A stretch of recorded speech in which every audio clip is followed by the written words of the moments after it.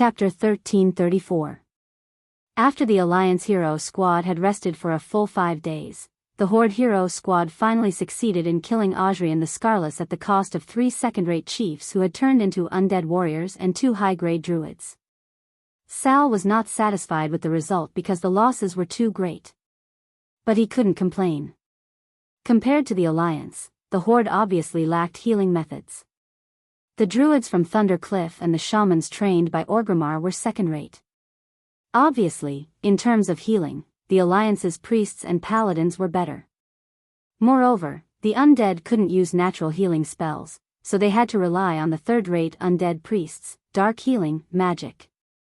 Whether they admitted it or not, the Alliance's heroes were far better than the Horde in terms of endurance. Cain refused to go into the arms of the Forgotten after the death of the Tauren druid, and because of this, he had a bad relationship with an Astrian. Sal was now twice as big as his head. Fortunately, the spoils of war dropped by Adrian slightly diluted this faint sadness. This hammer is good, I want it. Orgrimmar had his eyes on the frosted warhammer that Adrian dropped. Compared to the semi-artifact, Hammer of Destruction, that he used before, this thing was a transitional item, except for the fact that the hammer head was square and looked like the Hammer of Destruction. Sal's mouth twitched, as if he wanted to say something.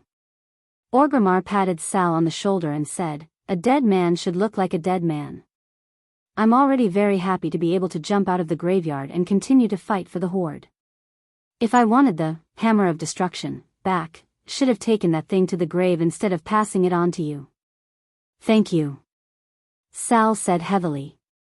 His cold hand patted Sal on the shoulder and Orgrimmar smiled and said, "You have done very well.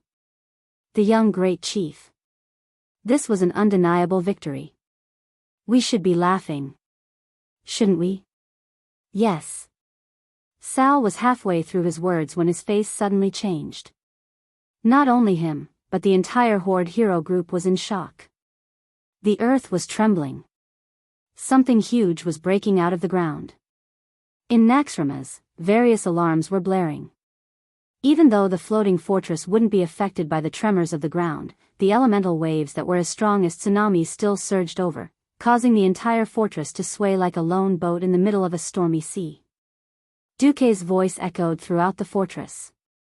"Open the protective shield. Lower the altitude. Move the fortress to the north. Close all the cannons and protective doors. Grab onto something that can stabilize your body and resist the impact." Naxxramas, who was thousands of meters in the air, was already in such a sorry state, let alone the frontline soldiers. Even if Duque had expected Thun to erupt and withdrew the coalition forces at the Beetle Wall, the Beetle Gate could not be left undefended, so he still arranged a 1,000-man brigade there. However, a few kilometers to the north of the Beetle platform, there was a 30,000-strong mechanized army. The soldiers were all sitting on the steam-tracked armored vehicles during shifts, and they could attack or retreat as they pleased.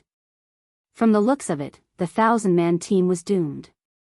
The earth was roaring, and tens of thousands of tons of boulders arched up under the evil power, breaking through the sea of sand and floating to the ground. One by one, the sand dunes rose high and then exploded like bombs, sending rocks flying in all directions. The coalition soldiers only saw a blur, and countless disgusting tentacles, like sharp knives piercing through a piece of paper, grew out of the sea of sand. These tentacles, with terrifying giant white hooks on their tips, or a large, disgusting eyeball, spun and pounced on every coalition soldier. The soldiers who had no time to react were easily pierced through, or their whole bodies were torn into several pieces like a piece of paper. Those disgusting tentacles with a large number of barbs on the surface were already frightening enough. There were also a large number of eyeball tentacles, using their purple-white eyeballs to emit terrifying blue rays. The damage wasn't fatal, but this ray, which was similar to mental whip, brought great pain to every soldier who was hit. "Ah, no. What is this? Fight back. Fight back." To be honest, artillery at close range was a tragedy. But the coalition soldiers had no choice, and their swords could hardly cause any damage to these tentacles. On the contrary, as long as they hesitated, it was likely that they would be carried into the depths of the earth together with the tank. The huge pit, like a whirlpool, swallowed countless coalition soldiers. Was there a huge mouth with countless teeth under the quicksand? Or was it a wriggling mouth? In grief and panic, the soldiers had no time to think.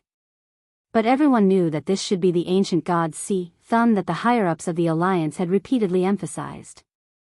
Every soldier guarding the Beetle Gate had been informed of the risks here in advance, and they had even left a suicide note at the request of the commander.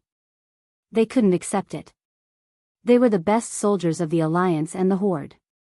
They took turns to guard, maintaining the highest vigilance, but still couldn't do anything, and were one-sidedly slaughtered.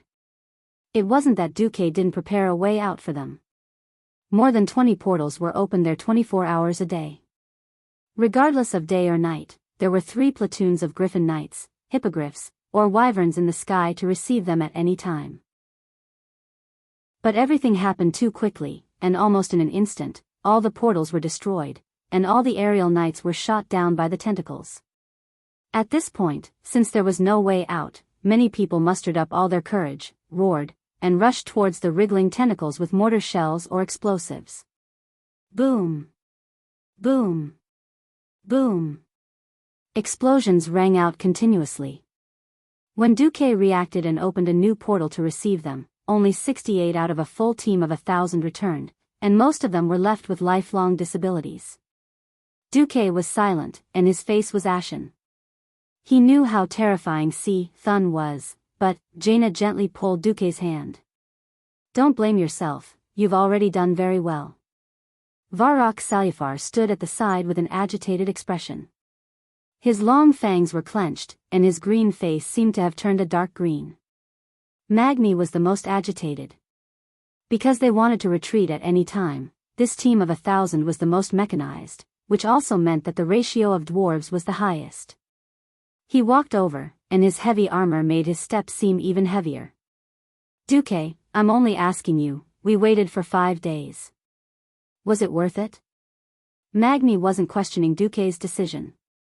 Actually, he was the same as many of the Alliance's powerhouses. He didn't understand why Duque had waited for 5 days. If waiting for the Horde's powerhouses was a bonus of 1, but Cyclone's strength was a bonus of 10, then he might as well go and fight Cyclone right from the start after killing the twin emperors. Duque couldn't tell Magni the answer, but his eyes shone with determination. He only answered Magni with one word, worth it. Chapter 1335. Magni smiled. It was a bitter smile. That's good. Then my old brother can rest in peace. No wonder Magni was so excited. The more dangerous the mission, the more elite the troops. Dwarves might seem to be good at fighting, but they were actually built up over time. Dwarves had very long lives. Although they couldn't compare to elves, they could live for a few hundred years. Those who were lost this time were all old brothers who had been with Magni for many years. It had been 20 years since the second battle of the Dark Portal. Not to mention personal relationships, even if it was just a simple superior-subordinate relationship, the death of so many highly mechanized elite veterans would still be heartbroken. They had to defend against the Beetle Gate. If they just used bugs to rush out like before, Silithus would be covered in bugs, and that would be hard to clean up. This was the dilemma of the commander. Duque sighed. Bulang, after confirming that Naxxramas is safe, cover it with artillery. Even if we can't kill Cyclone, don't let its tentacles grow endlessly. Understood. The third brother of the Bronzebeard family nodded. Very soon, the entire fortress was filled with the sound of artillery. Naxxramas, the Heavenbreaker, and many other flying battleships used violent artillery shells to cover the entire north side of the Ankh-Kiraj temple. Did you notice? Magni asked 2 minutes later. Looking at the temple roof that had exploded in the artillery fire and the huge pillars that had collapsed, Duque replied, yes, the divine power shield has disappeared. The enemy's defense had weakened, which wasn't necessarily a good thing. The biggest possibility was that Cyclone had always had excess divine power to protect the entire territory. If it was compared to loosening 5 fingers in an attempt to grab the enemy's fist, Now it was like pulling back all 5 fingers and clenching them into a fist, ready to fight against the Allied forces. At this time, an orc messenger ran into the command center. "The Great Chief and the others are back." Almost as soon as he finished speaking, the door of the command center opened again. Under the salute of 12 Alliance and Horde guards, the burly Horde men returned. "Duque, how is the situation? The tribe can attack at any time." Sal's face was filled with exhaustion, but his eyes were still shining. Grom and Kane, who had worked with Duque before, felt the same way. Even though Grom only had one arm left, he still had the strength to wield Bloodhowl. Duque smiled. "Warriors of the tribe, you need to rest." Grom stepped forward. Just as he was about to speak, Duque gestured for him to keep quiet. "I don't mean to underestimate the tribe's powerhouses, but see, Thun's momentum is at its peak. Is it appropriate for us to clash head-on with them?" Was it appropriate? Of course not. Even if they joined forces, the Allied forces would still be the weaker side. After all, Thun was still a true god. Duque ignored the reactions of the experts in the tribe and turned around. "Tyrant, I'll have to trouble you for the next 2 days. You don't have to use your full strength. Just use the small, starfall, to get rid of all the tentacles that it's growing out." "Understood." Tyrant combed her hair and nodded. To control such a huge meteorite with such a ridiculous mass and kinetic energy, Tyrant obviously needed to expend a lot of energy. But ordinary, starfall, could be fired every 10 minutes as long as she had Alun's divine power to replenish it, let alone once every 8 hours. Duque looked at Sal again. "I have confidence in doing this. Please forgive me for not being able to tell you right now. Right now, the warriors of the tribe need to rest. 1 day is not enough. At least 3 days." Sal did not waste any time and directly agreed. "Okay. On the 4th day, we will gather to kill the god." Sal stretched out his green hand that was even bigger than a bear's paw. Duque smiled and shook hands with Sal. This was a historic handshake. At this moment, no one realized what this handshake meant. It had to be said that Duque was very kind. The warriors of the tribe had just finished fighting in the ruins of Ankh-Kiraj. If they directly followed the alliance to fight Thun, it would be a great victory.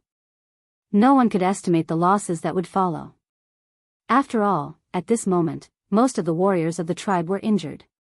The wounds could be repaired with nature magic or holy light. What about the lost physical strength, spirit, and blood? Anyone who overdrew their energy from strenuous exercise would be tired that night and would not have any energy the next day. Duque gave them a full 3 days of rest, which was very rare for the warriors of the tribe. In order to ensure the quality of their rest, they were even placed in an independent space in the center of Naxxramas, enjoying a quiet holiday without listening to the sound of gunfire all day long. 4 days later, on April 1st, year 22 of the Dark Portal, a day that was a bit funny for the travelers, the Allied forces attacked. 3 consecutive days of carpet bombing turned the entire Ankh-Kiraj temple into ruins. Thun tried to fight back, but Bulang made full use of the range of the cannons and kept teasing Thun at least 5,000 meters away from the edge of the Ankh-Kiraj temple. Now, there were basically no tentacles on the surface of the temple ruins. "Let's go." Under Duque's order, the Alliance, the tribe, and a certain black dragon princess in human form, a total of 40 people set off from Naxxramas on a pure-blooded firehawk. They set off in the early morning and rushed straight into the huge hole created by the collapse of the entrance of the Ankh-Kiraj temple. Almost as soon as they entered the hole, Duque and the others received a grand welcome. Countless tentacles broke through the rock stratum and appeared around the dark cave walls. They writhed madly with their claws and fangs bared. Looking from afar, the blurry writhing in the darkness was accompanied by a terrifying sound, which made many heroines feel numb. Damn it. Why does it seem like we've lost our minds and sent ourselves into Thun's mouth as snacks? Gavin Rad complained fiercely. Actually, it's pretty much the same, Duque replied casually. If you knew later that many people had the chance to be swallowed into Cyclone's stomach and fight for their lives, would you be furious? Duque didn't tell them all about this strategy, because apart from the ancient titans, no one really had the experience of fighting Cyclone. In particular, he didn't want to use the theory of fate that he had used to scare people into recruiting underlings on the tribe. As the pure-blooded firehawk descended, suddenly, a rock wall in the 12:00 direction of the main force exploded. Jaina raised her hand, and several elemental light bullets shot in that direction. The exploding fire elements lit up the area as if it were daytime. A monster in the shape of a big earthworm with a huge mouth jumped out. Auro. Gavin Rad was shocked. No. It's even smaller. Queen Sylvanas had sharp eyes and immediately determined that the size was wrong. Bah. We've even killed its old man. Why would we be afraid of a small one? Chapter 1336. That being said, everyone was descending quickly on the pure-blooded firehawks. How to deal with this big guy was definitely a problem. It would definitely be a joke if the main force went over. Apart from Kudrin Wildhammer, no one in the Allied army was good at aerial combat. The pure-blooded firehawk's flames were really not enough against this huge monster that was at least 100 or 200 meters long. The huge earthworm bared its fangs and pounced over, bringing with it a large amount of rubble as it came crashing down with the momentum of a collapsing mountain. Under the illumination of the flares, everyone could clearly see that the squirming mouth was like a dense concentric circle from the outside to the inside. Each circle was made up of countless sharp teeth. It was not hard to imagine that if anyone was swallowed, they would definitely be torn into countless pieces in an instant. A few of the heroines shuddered. Just when everyone thought that Duque would send out Onyxia, Duque casually waved his hand. 5 seemingly small fireballs appeared out of thin air and shot straight at the monster's lower jaw. The 5 fireballs were aimed at the back half of the circular mouth. The 5 dots were very clear. If it was his first time meeting this guy, Duque might be flustered. However, after killing Oro in the Battle of Mount Hygel, Duque had already figured out the physiological structure of the entire Oro family. Strictly speaking, Oro was very similar to an earthworm, a low-level annelid. This type of annelid usually had multiple hearts. This kind of immature little Oro had a thick blood vessel on its back and abdomen. In the middle were 5 pairs of swollen blood vessels that were connected, and these blood vessels could beat rhythmically. By beating, blood could circulate throughout the body. For safety, it was also covered with a thick annelid shell. However, with the system scan, Duque had already calculated the rough defense of this hard shell. The 5 fireballs made a big turn in the air, drawing out a clear hook-shaped trajectory, and finally shot into the opening of the shell without hesitation. The 5 small fireballs entered little Oro's body. It did not seem to have any effect, but everyone noticed that the huge earthworm monster's body stiffened. Its body still maintained its pouncing posture, but that was due to the momentum from before. In less than 2 seconds, 5 heavy, muffled sounds came from all 5 places at the same time. 5 huge spurts of pus and blood splattered down, almost drenching the faces of everyone in the hero group. Wind. Gavin Rad and Sylvanas moved at the same time, using a gust of wind to blow away the pus and blood that was gushing over. The strong corrosive pus and blood splashed on the rock wall in the opposite direction in the strong wind, and even corroded many of Cyclone's small tentacles. Let's go. Duque took the lead and rushed into a cave in the southwest corner. I'm not going the wrong way, am I? Why don't I lead the way? I think we should trust our instincts. Magni bragged. Hee hee. Duke looked at the dwarf king with a pair of loving eyes. Jaina giggled. Do you think Duque did nothing these days? His magic net has already covered half of the Karaj shrine. Sun King Anastrian, who was walking at the back of the team, was shocked. Of course he knew what the magic net was, and he couldn't help but wonder, Cyclone just let Duque's power seep into his territory like that? Whoosh. Whoosh. Whoosh. In the dark cave, flames lit up in an orderly fashion. They were clusters of fire elements floating in the air. They weren't attached to the walls, and they had nothing to do with the original structure of the cave. In the next moment, everyone suddenly realized that they could see through things. They realized that they could see beyond the cave walls. It wasn't true X-ray vision. Instead, there was a strong elemental light shining behind the walls of the cave. The light even passed through the walls, and the heroes could see it with their naked eyes. This is an elemental passage? Sun King was shocked. He had imagined countless times how big the gap between him and Dooku was. Now he saw it. The gap was so big that it made him despair. Dooku's indescribably surging magic had already invaded every corner of this space. There was a clear elemental passageway at almost every fist-sized distance in the entire passageway. There was no need to specially connect to the elemental plane. With just a thought, he could draw out all kinds of elements from the surrounding passages for his own use. As long as he signed a contract to enter the magic net, Anastrian shuddered. The amount of magic, the purity of the elements, and the creative and revolutionary way of using them. Compared to this, every magic theory he had learned for thousands of years was simply a long and smelly foot-binding cloth. He deserved to be thrown into the trash heap of history. This wasn't just an increase in magic. At the same time, the network formed by these elemental passages was also a huge alarm system. There was no need for Dooku to remind them. Everyone had already seen a tentacle as thick as a bucket breaking through the rock formation on the right side of the passage, trying to sneak in and attack. It drilled, and just as it was about to drill through the wall, it actually stopped there, waiting for its prey to take the bait. If not for the magic net's alarm, this would be the time to test their reaction. Unfortunately, Gavin Rad snickered shamelessly. Then, he carried the wind sword and pretended not to see, walking towards the tentacle.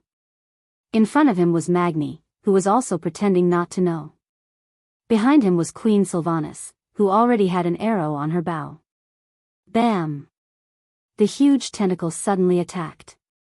It burst out of the wall, and immediately opened its purple eyes, preparing to give Gavin Rad a mental lash. Unfortunately, if this sneak attack succeeded, then the Alliance of Heroes would not live up to its name.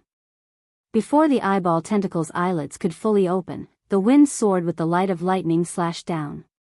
On the flank, the enlarged inferno hammer was like an erupting volcano, about to erupt at the next moment. Queen Sylvanas' arrow was the fastest, and it arrived first even though it had been fired later. The eyeball tentacle's eyelids were only half opened when it was shot, and it twitched. The twitching was extremely short, but that was enough. The inferno hammer and wind sword fell at the same time, directly destroying the entire tentacle. Not only that, with the power of the magic net, the fire and lightning elements instantly backfired, spreading towards the depths of the ground in the direction that the tentacle had extended from. Hiss! An indescribable groan seemed to come from the depths of the ground. Facing the huge hole that the tentacle had made, Gavin Rad made an arrogant gesture of cutting his throat. "See, Thun. Your Lord Gavin Rad is here. Wash yourself and prepare to be made into squid tentacles." Pfft! Dooku spurted out. Gavin Rad was really a fox using the tiger's might to intimidate others. Speaking of which, making squid tentacles from something that would affect the appearance of the city, would anyone eat it? Chapter 1337. As Dooku and his team of heroes stormed through the underground tunnels of the Temple of An-Karaj, the floating fortress, Naxxramas, was still on a level 1 combat alert. Plop plop plop, in the stronghold's enemy-seeking department, the sentries immediately heard this strange sound. The long-eared elf girl was slightly stunned. This was definitely not the sound of the ocean. The nearest lake or ocean was thousands of miles away. She subconsciously adjusted the magic mirror to find the source of the sound. Soon, she saw an unexpected scene. It was as if the scene was happening in front of her. A strange black ripple spread out in the morning light, which was incompatible with the golden light of the rising sun. 3,000 yards to the northeast, enemy attack. The elf girl's sharp shout seemed to have awakened the entire fortress. Bulang Bronzebeard, who was in charge of the fortress, was the first to react. He immediately shouted into the microphone used for magic transmission, "Bao Yan, retreat immediately." Bao Yan, the newest flying battleship of the Alliance. Thanks to the assembly line-like production model, the flying battleships of the Iron Furnace Castle were now produced at an average rate of one every 3 months. The dwarves and gnome craftsmen of the Iron Furnace Castle worked day and night in 3 shifts. The 3 docks were built on top of the mountains. They were built with steel directly smelted from the Iron Stove Castle's smelting furnace and the toughest 100-year-old trees in Loch Moden as the deck. The deck was covered with steel sheets and equipped with standard cannons. Each dock could produce a battleship in 9 months. Unlike the meticulously built Heavenbreaker and Black Pearl battleships, the Alliance also needed a large number of medium and light battleships as protection ships according to the needs of the war. The cruiser, whose full name was the Cleveland class, or the Kappa class for short, was a product of this requirement, which focused on enhancing anti-air firepower. No one knew why the founder of the Alliance's mechanized air force, Duque, insisted on using this name, and even looked like he would roll on the ground if he didn't agree. In any case, who could argue with Duque on this kind of thing? On average, the 6 medium-sized shipyards had 2 Cadet-class cruisers flying out of the shipyards every month. No one would have thought that after Duque and his elites broke into the Kiraj Shrine, the first ship to be tested would be this new cruiser. It was as if a giant water droplet had dripped into a lake that was as calm as a mirror. Starting from a single point, it expanded in all directions and rapidly spread to the side of Bao Yan. This cruiser had 2 huge propellers as its power source, so of course it wasn't propelled by backward steam. Steam did not have enough power to carry this light cruiser, that weighed over 10,000 tons. Using the power core of the latest sharp elemental furnace, it could generate 100,000 horsepower. But for a 10,000-ton ship, 100,000 horsepower was still not enough to generate enough instantaneous kinetic energy to get it out of this misfortune. In the main control room of the stronghold, Bulang's face was ashen as he watched this almost static scene. The moment he saw this huge spatial fluctuation, he smelled the kind of power that had once appeared on Si Thun's body, but it was more majestic and more difficult to match. It was a terrifying power that stood above the mortal world and coexisted with the planets, the power of God.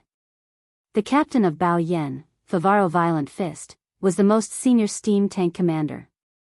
Almost at the same time that the stronghold sounded the alarm, he opened a magic shield.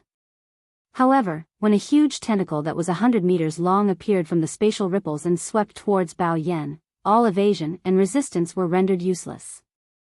Wherever the tentacle went, the elemental lines of law disintegrated one after another.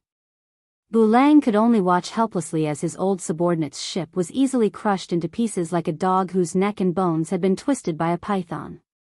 Time seemed to slow down, and every piece of debris was spinning in the air. The barrel of a gun, polished to a shine. Half of the deck that still seemed to smell the fresh paint. A short and fat human figure that was wailing and still waving its hands and feet, but was quickly falling. When everything came into view, Bulang found that his heart was deeply pierced. The northeast corner of Naxxramas suddenly lit up. It was the light of wind and thunder. Aurelia and Sasha, who had been left behind for some reason, drew their bows and knocked arrows on a platform. The atmosphere was surging, and large masses of dark clouds instantly gathered in the sky above them. Half a second later, lightning flashed and thunder roared, and the sound of thunder rumbled through the entire northeast corner of the stronghold. Soon, the charge was completed. With the support of the wind and thunder, 2 bolts of lightning formed a spiral in the air and fiercely crossed the void of 3,000 meters. They hit the huge tentacle that was wreaking havoc. However, it was useless. Admittedly, the joint attack of the Windrunner's sisters had caused terrible damage to the tentacle. The hole that was big enough for a carriage to pass through looked really shocking. But in less than 5 seconds, after a violent squirming, everyone in the stronghold and the surrounding flying warships who were watching this scene found that the terrible tentacle had actually begun to heal on its own. Varrock muttered, his arm holding the axe trembling a little. As expected of an ancient god. At this moment, time seemed to stop around them. Be it the hourglasses used to calculate time or the ancient mechanical clocks, they all stopped working. This is. The Windrunner sisters' eyes widened. With the best eyesight, they saw that the floating sand in the sky had begun to gather in a strange way. A power that they had truly seen before, evoking a distant memory in their hearts. That was in Lordaeron, when King Terenas was still alive. A giant dragon claw made of sand and stone appeared out of thin air and grabbed the lively tentacle. Everyone who witnessed this scene was filled with shock. The power of a true god could only be easily suppressed by the existence of the realm of gods. Almost without giving the onlookers time to think, there was a loud bang, and the giant tentacle quickly withered, turning into large pieces of broken rocks, falling from thousands of meters in the sky. The huge rocks fell on the soft surface of the desert. The impact of the hundreds of tons of debris and the acceleration of gravity directly made a loud roar like a cannon. There was no cannon fire, but it sounded like Naxxramas had set off a storm of cannons again. In mid-air, the giant dragon claw continued to tearing large sections of tentacles out of the void. This time, it seemed that there was no time to petrify. The broken tentacle made a sound like tearing cloth, and then black blood gushed out. Then there was an inhuman scream, echoing over the entire Silithus. Chapter 1338. Naturally, Duque was aware of the earth-shattering battle outside. Taking advantage of the time when Thun was withdrawing his forces, Duque attacked while the enemy retreated. His magic net, which had almost nibbled away at the deepest part of the enemy's nest, could ensure that magic messages were unobstructed to the greatest extent. The hero group was still advancing. Although they lined up in a more reasonable oval-shaped formation, the tentacles were everywhere.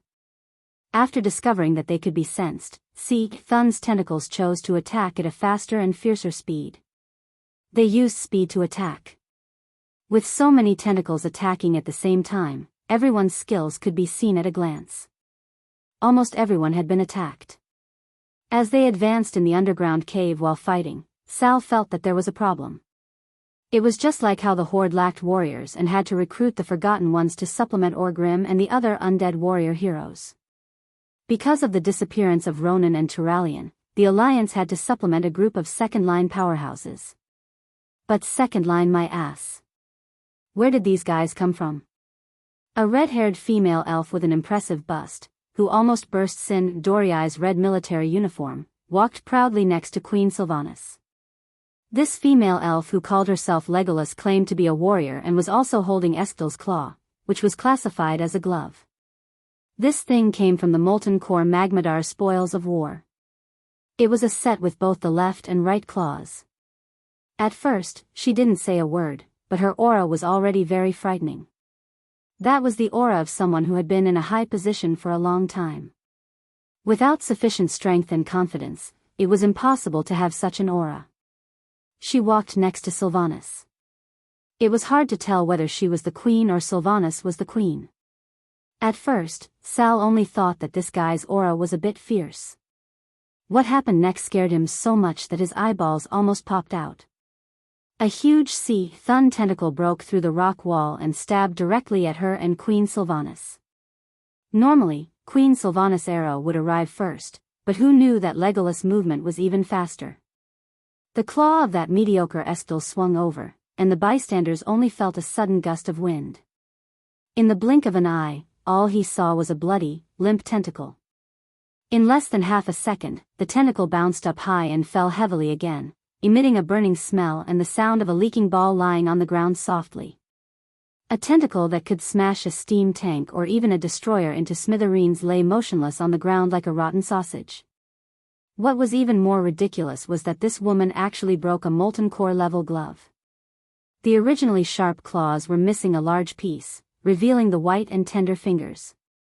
What the hell was this? The woman's finger was fine, but the molten core level glove had exploded? Could it be that the gloves couldn't keep up with her strength?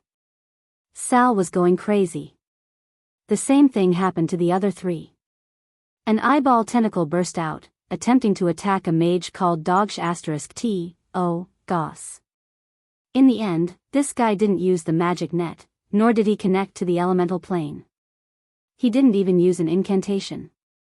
A white sea urchin that seemed to be made of pure ice flashed by, and in the next moment, that terrifying tentacle suddenly burst like a water pipe.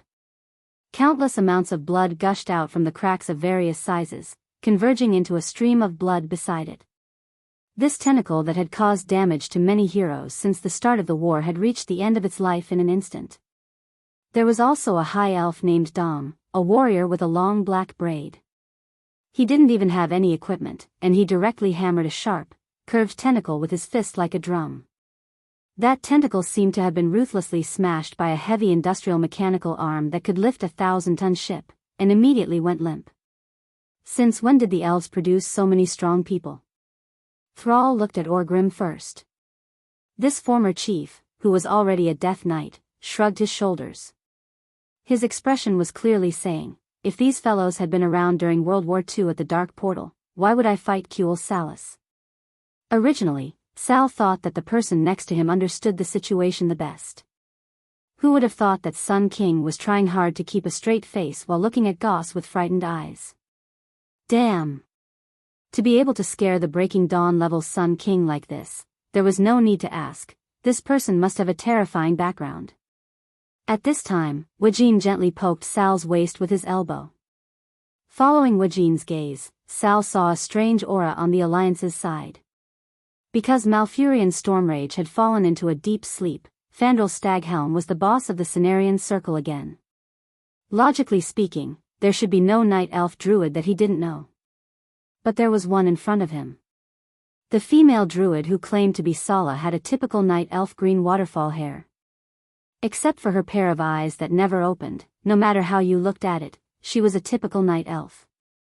Her heal, rejuvenate, and wild growth were so smooth that even Fandral, who claimed to be the #1 druid, could not compare. It had been so long since she showed off her skills, and Fandral had been pestering her for so long. Where are you from? A solitary practitioner?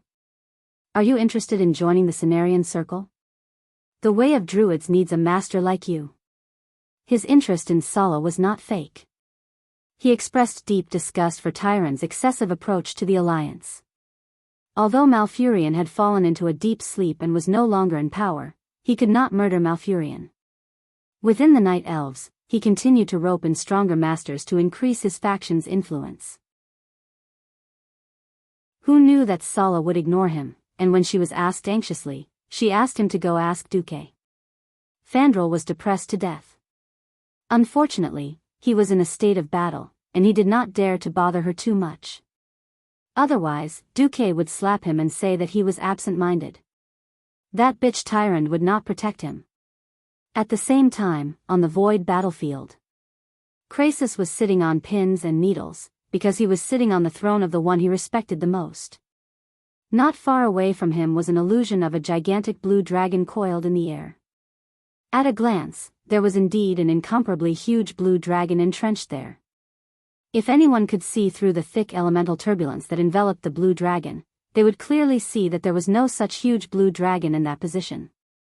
There was only a frost elemental dragon with a bitter smile on its face. Krasus was displeased. Sapphiron, if you expose me, I will not forgive you. Sapphiron rolled its eyes. You're blaming me? Beside Krasus, a figure in a cloak smiled bitterly. It's fine. This plan should be perfect. Even if something happens, we will prioritize protecting the void battlefield.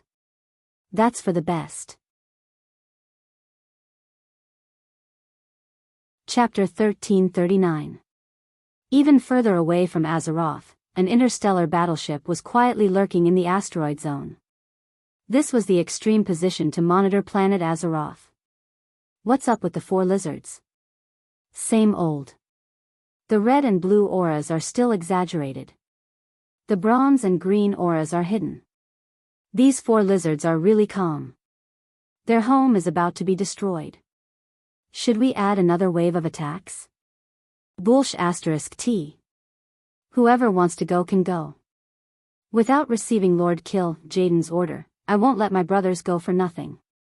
The words of these 2 Void Lords also represented the thoughts of many lords of the Burning Legion. That's right, as long as they died outside the twisting void, they could theoretically revive infinitely.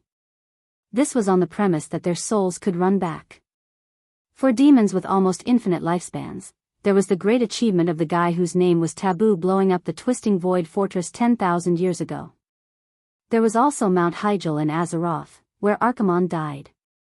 Not only were they afraid of death, but they were also afraid of reviving. This was because reviving would inevitably cause damage to the soul. It was fine once or twice, but if they revived too many times, the damage to the soul would naturally be severe, which would bring about a decline in strength. This was often how Void Lords were replaced. Now, other than the most belligerent Abyss Lords and Doom Guards, many Demon Lords were a little hesitant. No one would have thought that Duque had actually calculated the frequency of the Burning Legion's attacks and played a trick right under their noses. Whether it was Krasis or Sapphiron, as the capable subordinates of their boss, their auras were of the same origin. What Duque needed to do was to increase the elemental waves that they emitted. Alexstrasza was a nature element, and Maligos was mainly a frost element. After connecting to the magic net, they were about the same when observed from afar. Duque gambled that the Burning Legion spies could not go deep into the void fortress that the Titans had left for the dragons, and could only observe from afar. If he could not deceive the Burning Legion, Duque would fulfill his promise and immediately send the four back to the void battlefield. This was why the four Dragon Kings had the time to come to the underground cave to be thugs. In order not to scare Thun, Duque also asked them to suppress their strength and enter in human form. Alright, before giving Thun a surprise, I'll surprise my own people first. As they went deeper into the cave, everyone could clearly feel that the evil aura was increasing endlessly. A large number of tentacles drilled everywhere. Everyone could vaguely sense that the tentacles seemed to feel the pulse of the earth while injecting venom-like substances into every corner of the earth, even deep into the planet Azeroth. When the venom decayed everything, it would suck it back and use it as nutrients for its growth. He suddenly understood why Titan had beaten up the four great ancient gods back then and sealed them. If the Cursed Land's Gate of Darkness was the most straightforward form of absorption, causing everything to wither and all life to be extinguished, then the Cursed Land's Gate of Darkness was the most straightforward form of absorption. Then what Thun did was the darkest corruption and the most brutal plunder. Speed up. Under Duque's command, everyone suddenly found that the tentacles no longer drilled into the ground, sides, and ceiling of the passage. This was because all the tentacles had been directly mobilized by Duque to form magic and directly attacked from outside the walls. In the absence of interference, everyone could directly use the crystal to summon the insect mounts. Four-legged insects, fast and stable, it would be strange if they could. For N-shaped legs full of spikes, any girl would have goosebumps at the sight of it. However, in the desert area, there was no mount faster than this thing. These insects the size of small cars were summoned, and whether they were willing or forced, they could only obediently follow the orders of the crystal that contained their emperor's will and bitterly move towards the more dangerous depths at high speed. From the outside, Thun's nest was a huge ring-shaped building. Next to the not-so-exaggerated gate, Duque gave one last reminder: remember, the key is to disperse the formation. As long as we stand together, we will be infinitely connected by the rays of the eyeballs, and then we will all be wiped out. F***ck. Duque couldn't help but curse, dog, sh**t, that's right. The self-centered Maligos, who was pretending to be the best in the world, actually didn't listen to Duque and rushed in first. As the ancestor of Azeroth magic, Maligos boasted of being the king of magic. Needless to say, he didn't have a good attitude towards Duque. Even though Duque had deliberately avoided using his name when he advanced to become a demigod, and the range of the weave's usage avoided the dragons and fixed it on mortal races like humans, night elves, blood elves, and dwarves, it still didn't stop Maligos from being unhappy with Duque. Maligos' authority in magic had always been limited to the blue dragon race. This old man felt that everyone in the world who played magic had to listen to him. Perhaps in his heart, Duque was still the little morning star wizard he had met all those years ago, needing to kneel down and worship him. He could ignore all of Duque's achievements and all of Duque's efforts to protect this world. If you're so awesome, then fight Thun alone if you can. Duque scolded. He really scolded out loud. He had spent so much effort to use the time difference to pull 6 demigods to surround Cyclone. Did he think it was easy? The experts of the Alliance tribe were dumbfounded. The 3 dragon kings were flustered and exasperated. Wait! Are you crazy? Alexstrasza, who had changed her name to Legolas, almost wanted to slap Malygos and drag him back. Humph. Malygos snorted coldly, completely ignoring the Red Dragon Queen. At this moment, Cyclone, who was in the middle of the huge circular hall in the darkness, slowly revealed its disgusting appearance. At first glance, it looked a bit like an incense burner. Its fat, brown body was full of thorn-like barbs. It was covered with dark purple eyes and yellow-black pupils that people with trypophobia most did not want to see. On the body with the base of the incense burner, there were more than 10 hooks that curved towards the sky. In the middle, there was an even larger eyeball. This huge eyeball with a diameter of at least 7 stories slowly opened after sensing the arrival of Malygos in human form. It was hard to tell whether it was ridicule or sarcasm. Cyclone's voice directly crossed the void and turned into mental power that entered the minds of every challenger. However, the voice was clearly directed at Malygos. It was not like a declaration. It was more like a hint or even a curse. Malygos. Death is not far from you. You will die. You will betray your siblings. You will be abandoned by your siblings. You are too weak. Duke's heart skipped a beat. Chapter 1340. He didn't know if the words, brother, sister, and friend, in the Draconic language were synonymous, or if that was the original meaning. Cyclone's words were like a powerful mental suggestion, but the one who was most affected was Duke, the transmigrator. Duke clearly remembered what happened to Malygos later. In the game version of Wrath of the Lich King, Malygos believed that the world had been corrupted by creatures that used magic indiscriminately. He decided to destroy all creatures that used magic and even magic-related creatures. Obviously, Duke was now on the top blacklist of creatures that used magic indiscriminately. If this went on, there was no need for original history or so-called prophecies. Just inference alone was enough to know that Duke and Malygos would fight. Although Duke didn't like Malygos, he really didn't want Malygos to die. The death of one more dragon aspect would weaken planet Azeroth's protective array by 20%. Even if a new dragon aspect was chosen, it would be impossible to fill the original gap. This was like changing to a small caliber screw. It could be inserted, but it definitely wouldn't fit. In the original history, the later dragon aspects became weaker and weaker. This was an indisputable fact. It wasn't until Nosdormu and his future darkened self perished together that the planet Azeroth's protective array was finally broken. Only then did the Burning Legion fully invade. Duque felt a headache coming on. However, he didn't have the time to care about things that happened so long ago. According to history, it would be many years before Malygos's brain went crazy. Theoretically, Cyclone wasn't Enzos, who was good at hypnosis and brainwashing. It should be fine, should be. On the other side, Malygos was furious. No more dragon aspects will betray their brothers and sisters, traitors will be nailed to the pillar of shame forever. Cyclone. Don't think that just because you're a true god you have the right to sow discord between me and my brothers and sisters. The only thing worthy of you is a deeper destruction. In response to his angry roar, Malygos transformed. A pair of beautiful blue wings shot out from his back, and his limbs instantly turned into ferocious, sharp claws.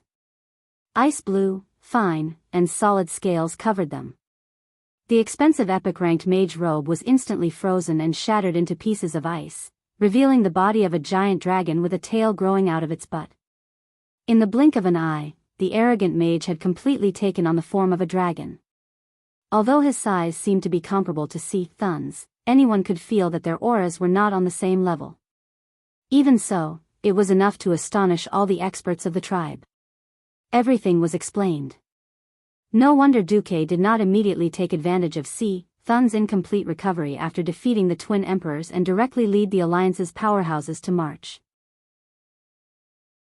It was no wonder that after the horde killed Audrey the Scarless, they did not immediately gather the horde to attack. Instead, they were considerate enough to give them a full 3 days of precious rest time. It turned out that everything was just in passing. Duque had been waiting for the 4 dragon aspects from the beginning to the end. Malygos transformed, and the other 3 dragon aspects also transformed at the same time. 3 long, distant roars seemed to come from the War of the Masters 25,000 years ago. The battle where the titans of the pantheon beat up the ancient gods was replayed today.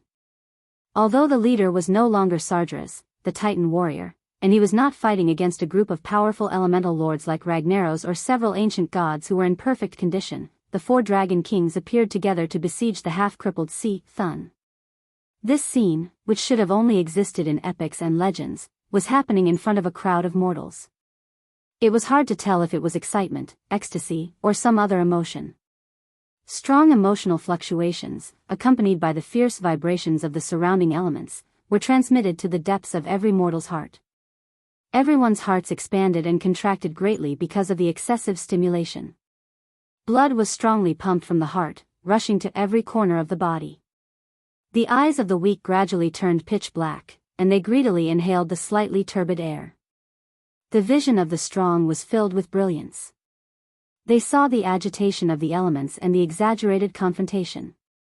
More importantly, they saw the boundary between mortals and gods. The absolute boundary that once felt unreachable did not seem so difficult to break through. As soon as the 4 dragons went up, the surrounding elements were instantly sucked dry. Malygos directly summoned an ice dragon made of pure frost elements. It pounced over with its fangs and claws bared, and it bit down. The elemental dragon succeeded, but it also failed. Its bloody mouth bit off a large piece of Cyclone's flesh, and only a large gap could be seen in the lower body of the incense burner. But before Malygos could be happy for half a second, the entire elemental dragon was stabbed by a large tentacle that rose from the ground into the sky. The sky was filled with icicles, and even Cyclone's body was not frozen much. Cyclone's lower body, which was brown with a little pink, began to squirm disgustingly. In everyone's vision, Cyclone's entire body had grown larger, except for the large eyeball above. It was proliferating. Roar! Nozdorma used sand to form a dragon's body and fiercely swung Cyclone's tail. But halfway through, the tail was also blocked by a large tentacle that appeared out of thin air. Its tail was broken, and the sand that exploded had a great deal to do with time. This was because all the parts of Cyclone that were hit by the tail fragments began to wither. Alexstrasza was the most direct. She fiercely spat out dragon's breath as soon as she went up. However, her dragon's breath was immediately offset by a red blazing light that was as thick as a house that shot out from Cyclone's bulging eyeball. The fierce battle between the Red Dragon Queen and the ancient god caused the most terrifying law shock. It was reasonable to say that this terrifying collision of power was enough to easily destroy a fortress and cause several blocks to collapse in the destructive shock wave. However, everyone only felt a moment of trance. The master of the Emerald Dream, the Green Dragon Queen Isra, made her move. With the strange and gentle sound of the wind, a green light spread further with the wind. The majestic walls of the underground palace of the Temple of Ankh-Karaj silently turned into powder and sank into the hard stone ground under their feet. The battlefield that appeared in front of the mortals was a huge hemispherical hole with a radius of at least a kilometer. Is this the Emerald Dream? Tyron showed a look of admiration. No. Isra's voice sounded in the minds of the mortals. No matter how arrogant I am, I would not dare to pull an evil ancient god into the Emerald Dream. I just used my natural power to forcibly change the surrounding landscape to make this place more suitable for dragons and mortals to fight. Chapter 1341. The power of a demigod was enough to move mountains and fill seas. The ground that had just been flattened, with a crash, the solid granite stones stacked up layer by layer like broken waves. The ground was covered with shocking cracks, as if it had experienced a terrible earthquake. At this time, the heroes were a little hesitant.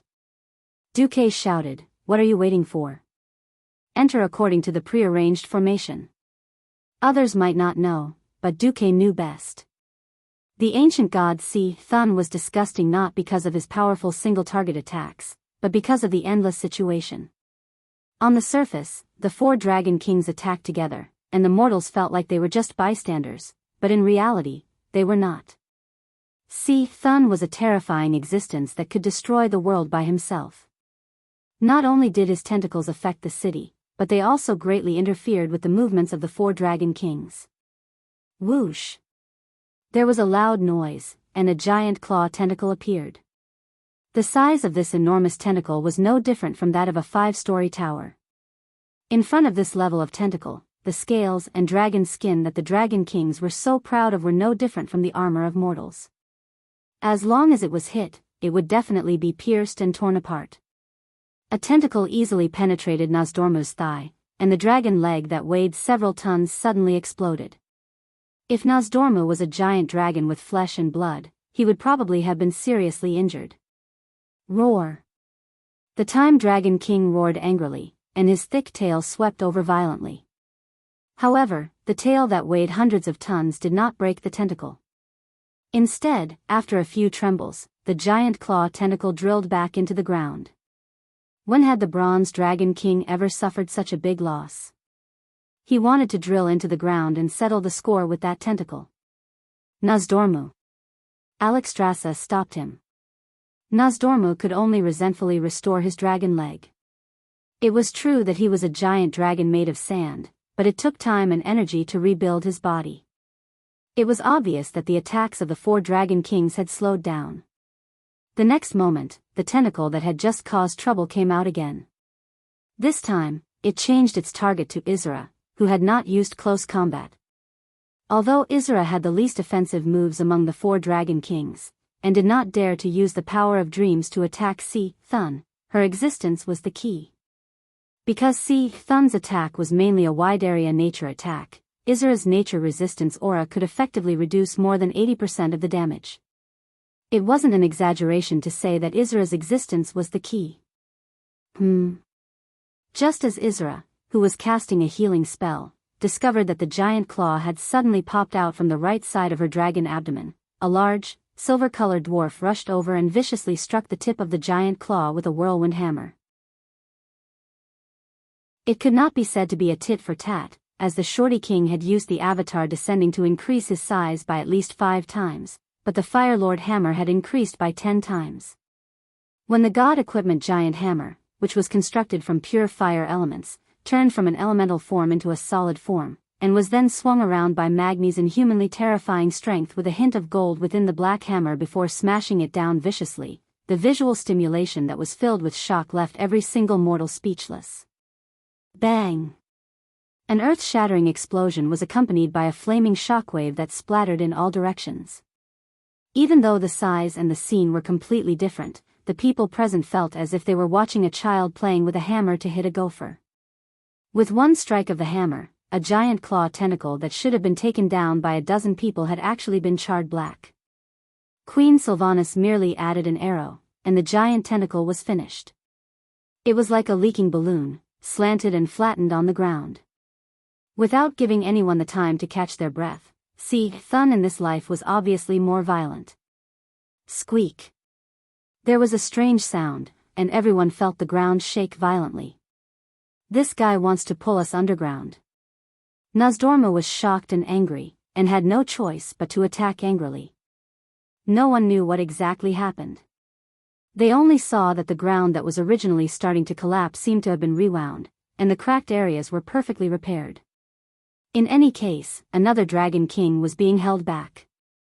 As Alexstrasza dug out a large piece of Si Thun's body with a slap, she shouted at Duque, "Help us clean up those troublesome things." In addition to the giant claw tentacles, there were also tentacles with huge eyeballs. These things called the giant eye tentacles were also deadly weapons. If the team was too crowded, the mind whip shot out from the eyeballs would be like a chain of lightning, bouncing and spreading almost infinitely throughout the team. The only way to deal with these things was to use powerful long-range attacks. Ha! The Empress Dowager waved Ashbringer, and the brilliant golden light turned into a crescent moon. It swept across the battlefield and cut the eyeball tentacle in half at the root.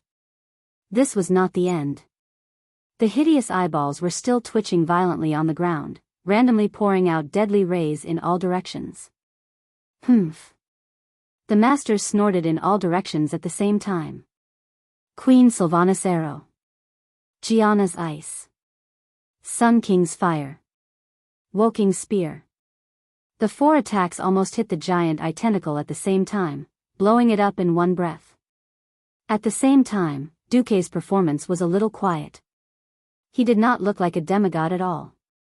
In the eyes of others, his performance was similar to that of other mortals.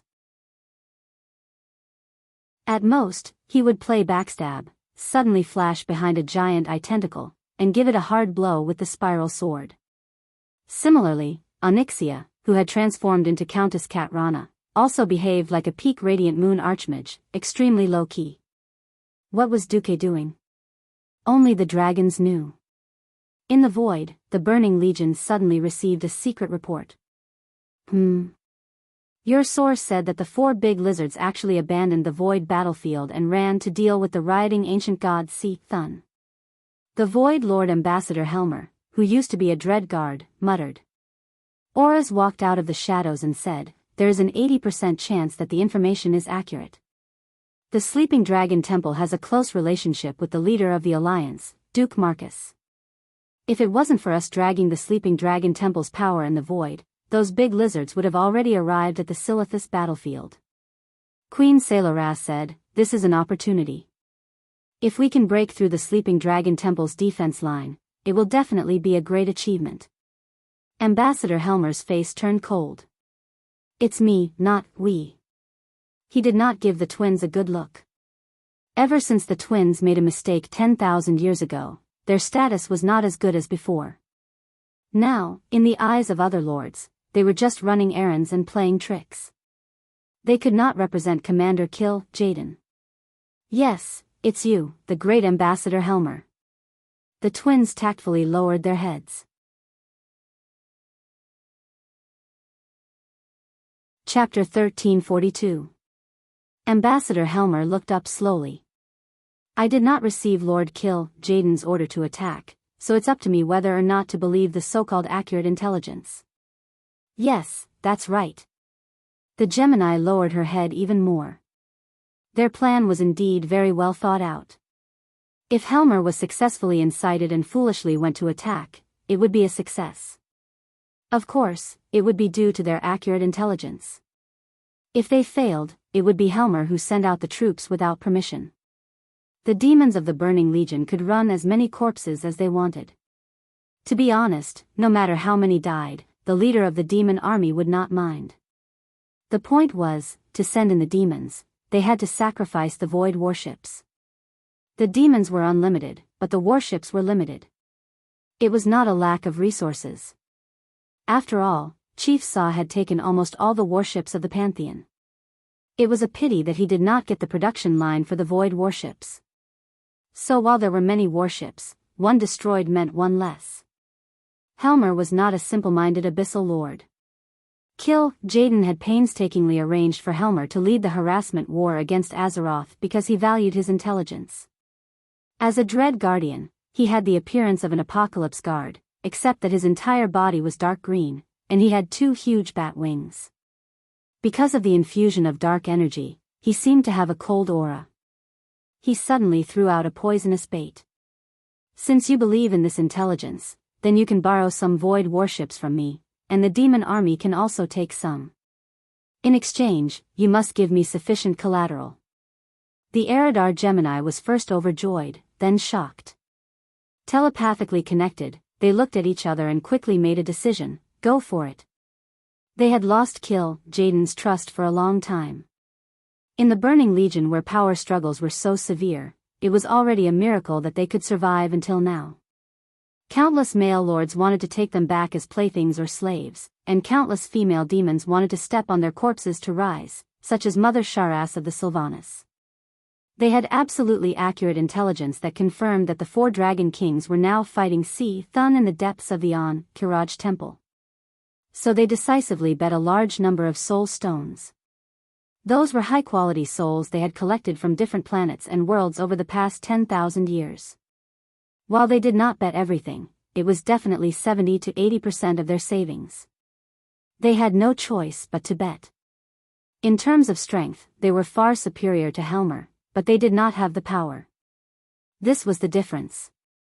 Looking at the Eridar Gemini's collateral, Ambassador Helmer smiled. With so much, even if Jaden were to question him, he would be able to answer to him. You can take away 2 Void battleships, 10 Void cruisers, 30 destroyers, and the corresponding demon army. The time limit is 10 Azeroth days. If the damage exceeds 50%, the authorization will be automatically revoked. Just as she was about to speak, she was stopped by Queen Salola's. That's right, the collateral they provided was more than enough to borrow twice their strength. But the military power was in Helmer's hands. The Eridar twins suddenly closed their eyes at the same time. Only the two of them could see the intense battle that was happening at the same time in another dimension. Alexstrasza bravely charged in front, tearing off pieces of Thun's flesh. Maligos used his comprehensive and violent magic to suppress Thun's regeneration. Nozdormu ruthlessly caused Thun's overgrown cells to age and die prematurely. Isra used a powerful natural aura to defend against Thun's attacks. This scene, this undeceiving elemental and divine power undulations were all clearly transmitted to the Gemini's senses through a certain observing eye. No problem. So be it. The Gemini quickly made a decision. Speed was the most important thing in war. Half an hour later, a small burning Legion fleet with a long tail of green flames was teleported from the distant side of the galaxy to the void battlefield outside of Azeroth's atmosphere in one go. Don't be afraid. The Dragon Slumber Temple's 4 dragon aspects are not here. The ones left here are just some ancient dragons. Ancient dragons could basically fight to a draw with a Void Lord at the beginning stage. The Eridar Gemini were called intermediate, but they were demoted due to their defeat in the distorted void 10,000 years ago. In terms of strength, the 2 sisters were among the top in the Burning Legion. As long as the 4 Dragon Kings were not around, no dragon was a match for the 2 sisters. The invasion of the evil demons naturally triggered the alarm of the Void Fortress left behind by the Titans to guard Azeroth. Almost at the same time, the figures of the 4 dragon aspects paused for a moment. They really came. Alexstrasza was not angry, but smiled instead. What's wrong? Sar, who was busy beating up the eyeball tentacles, suddenly turned his head. Nothing much.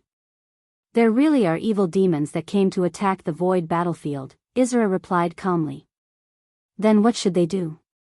Were the dragon aspects going to give up on this battlefield and run back immediately? Be it the Alliance or the Horde, every powerhouse knew the duty of the dragon aspects. They had always been the top priority when it came to defending against the Burning Legion. You guys. Just as Magni was about to ask. A shocking change occurred.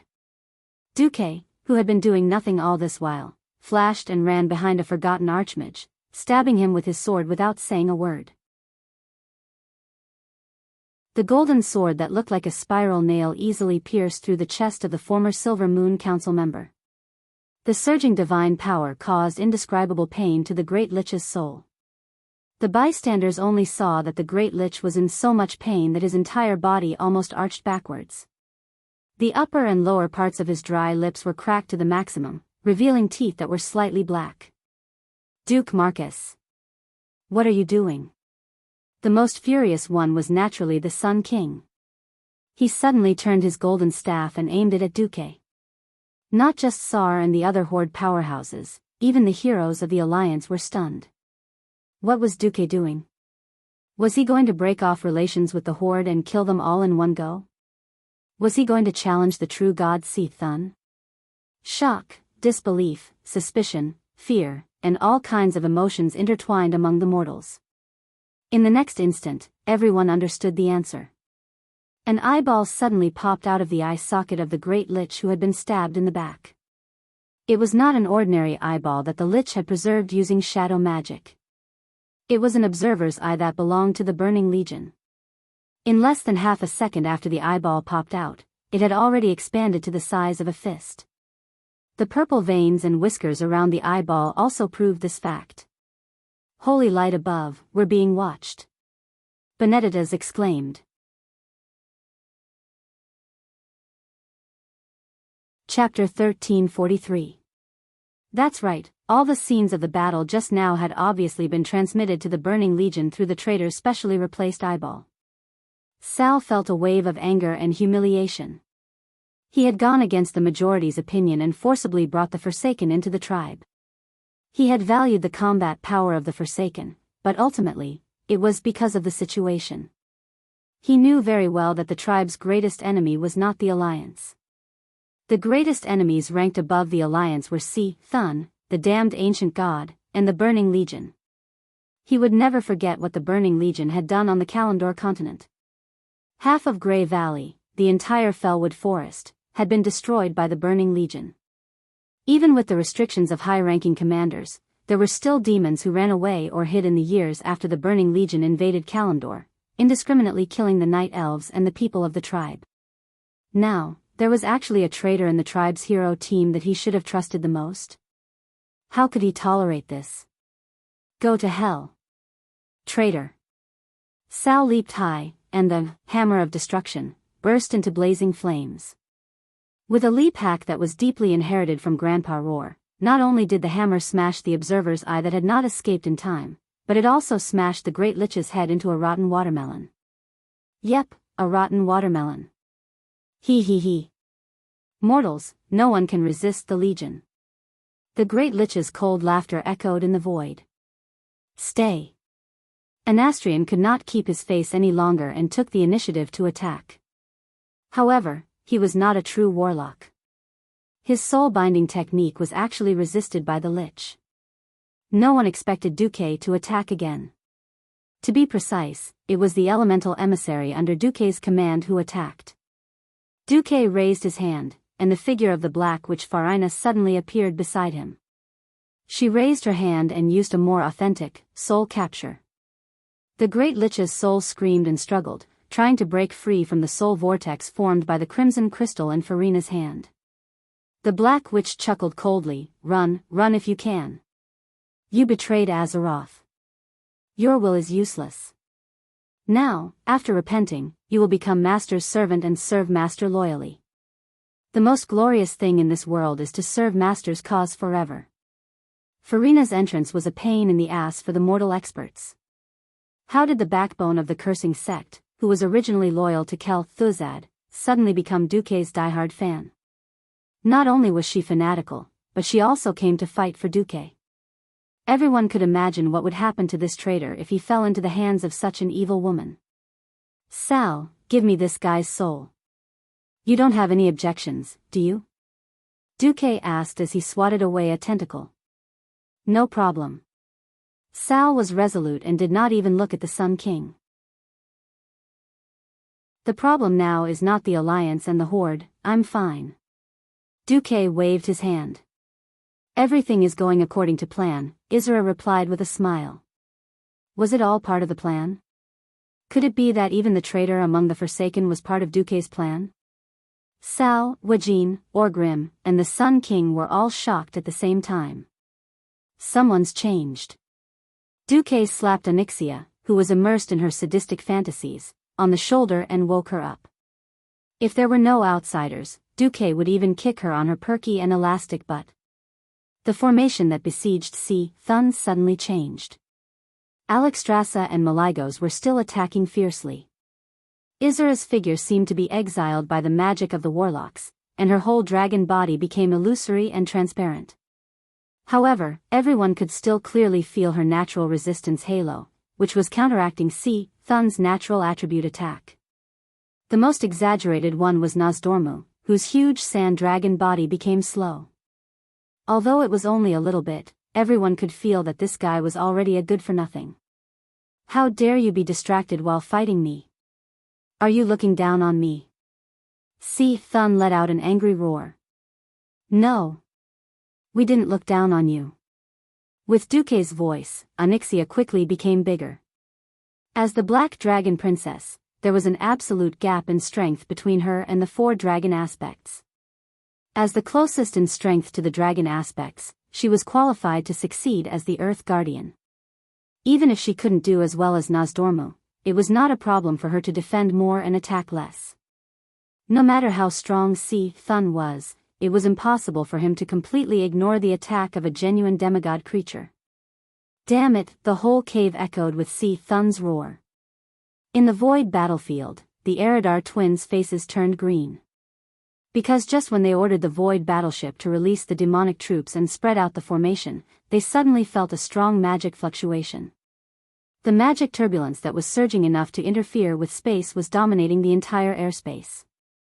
In the countless battles between the Burning Legion and the Dragon race, the demons knew that there were only 2 existences in the entire dragon race who could do this. One was the dimensional dragon king, Nozdormu. The other was, in the Void Fortress, a dazzling icy blue light shone. The light was so bright that it was comparable to the light of the sun in an instant. A beautiful and gigantic dragon was standing at the entrance of the fortress, displaying its terrifying and oppressive figure. Maligos. I am the incarnation of magic. The arrogant voice was transmitted to the void battleship 10,000 meters away through the violent elemental fluctuation. That Maligos body was bursting with a storm-like frost element. As soon as he appeared, he froze all the void trash at the entrance of the fortress. This, a low-level void lord of the Apocalypse Guard turned to look in the direction of the void battleship. His questioning voice reached the Eridar twins' ears. Didn't you say that the 4 dragon aspects aren't here? The Burning Legion and the dragon race had been fighting each other for so many years and knew each other very well.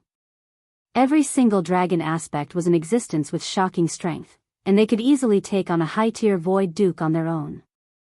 Generally speaking, at least 3 high-rank void overlords were needed to stall a dragon aspect.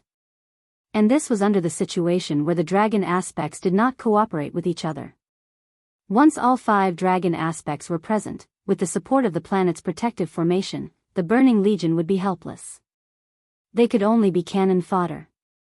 Impossible. How could Maligos rush back in time? Elises shouted in shock. Among all the dragon aspects, Alexstrasza and Maligos had the worst mobility. It was not easy to create a portal that allowed them to pass through. Moreover, Cyclone would not let them go so easily. What exactly happened?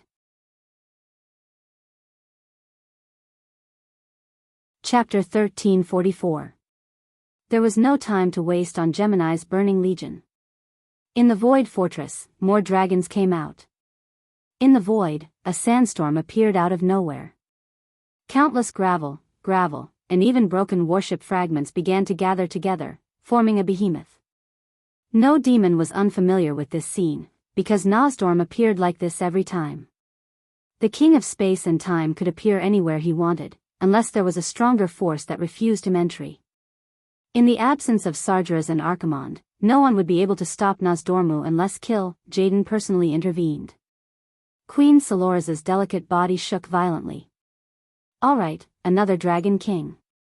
Cyclone didn't catch the King of Space and Time, but what about the next one? An illusory scene appeared in the void. It was a green world that shouldn't exist outside the atmosphere. A beautiful green dragon stepped out of the illusion of the Emerald Dream. Who else could it be but Isra? Gemini was so shocked that she almost bit her tongue off. 3 of the 4 dragon aspects had already appeared, and the last one couldn't wait. As the fiercest and highest-ranking dragon aspect, Alexstrasza didn't appear every time. Unless the main force of the Burning Legion arrived, she wouldn't appear. This time, they were 2 high-grade lords, and 3 of the 4 dragon aspects had already given face. No. It should be said that they were giving too much face. This face was too heavy, so heavy that they couldn't bear it at all.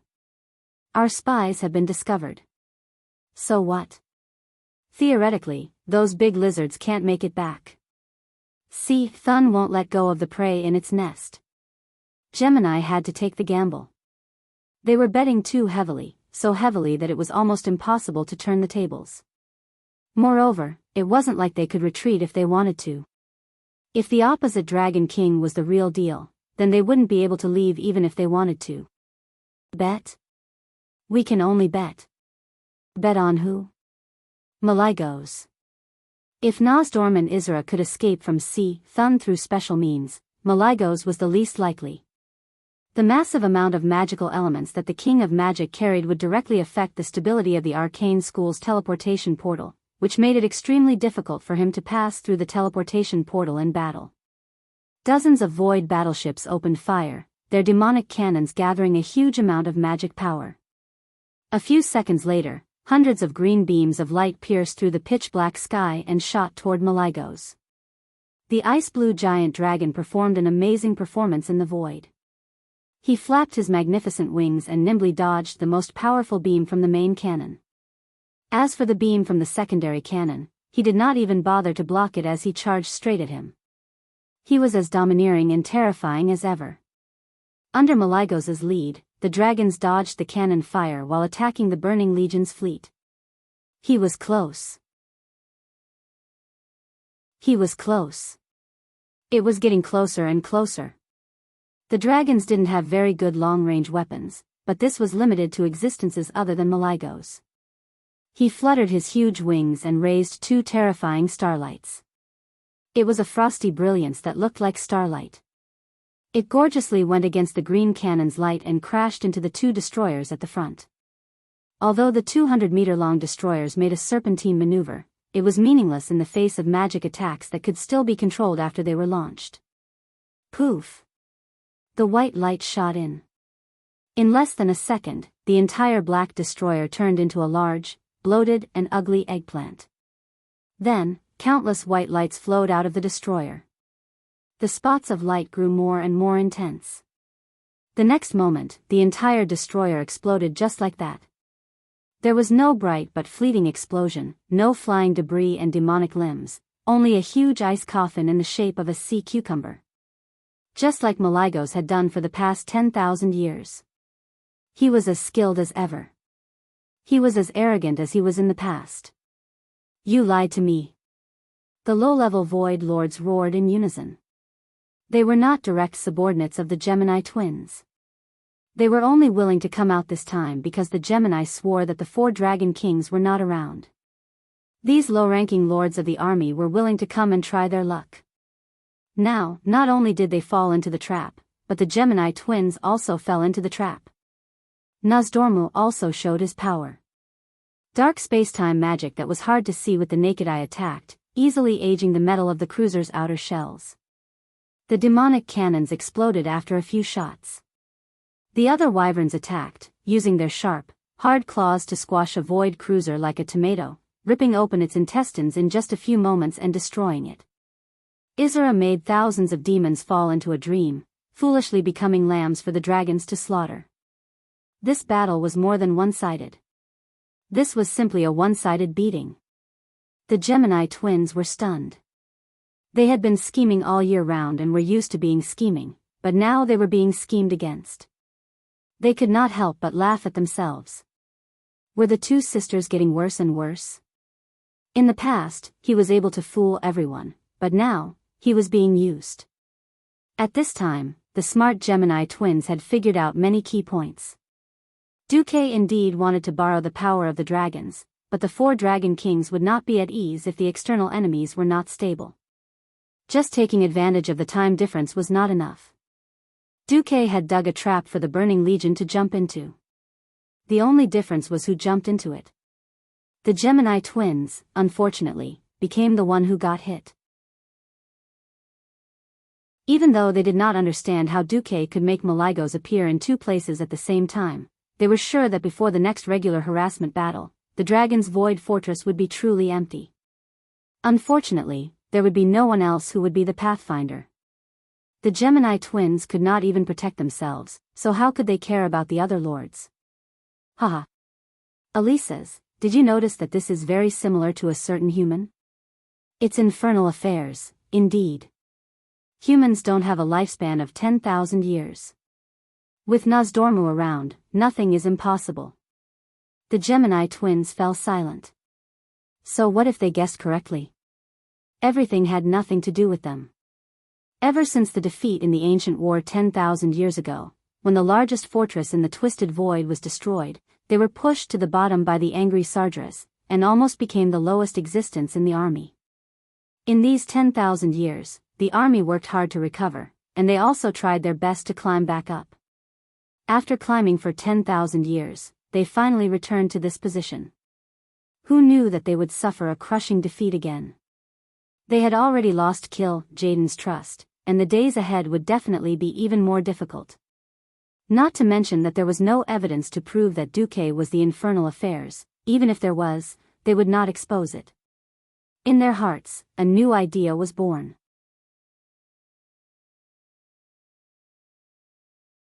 Chapter 1345. With the support of the magic net and the cover of the illusions, Saffron, who was just an ancient dragon, was able to put up the numbers of a dragon aspect in the form of an elemental creature.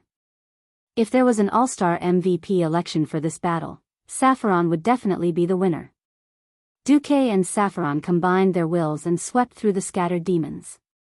Because Saffron wasn't a real dragon, he could do many things that dragons couldn't. With a beautiful S-shaped maneuver, Duque had Saffron dodge a series of demonic cannons. The battleship and 2 destroyers in front of him was the last organized resistance. There weren't many bullets, but they couldn't stop Saffron's advance. Saffron charged forward like lightning, his blue and white figure drawing a continuous arc in the void. He didn't stop for a moment. All the cannons were like fireworks in a grand festival. They were beautiful but useless. He brushed past Saffron, who was disguised as Maligos, by a hair's breadth. Dozens of magic arrays with complicated blue and white patterns hovered around him like loyal guards. They kept releasing elemental beams of different colors to kill the demons that were scattered around.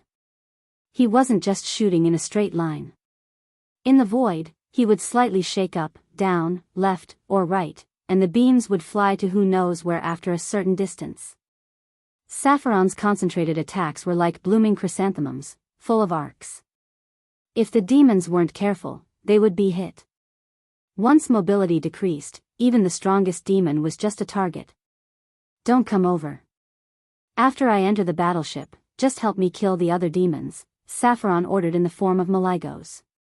There weren't many blue dragons in the void battlefield, but when their boss wasn't here and there were no new orders, the other 3 dragons would choose to follow the orders of a higher-level dragon. Everyone was just surprised that Maligos was so fierce today.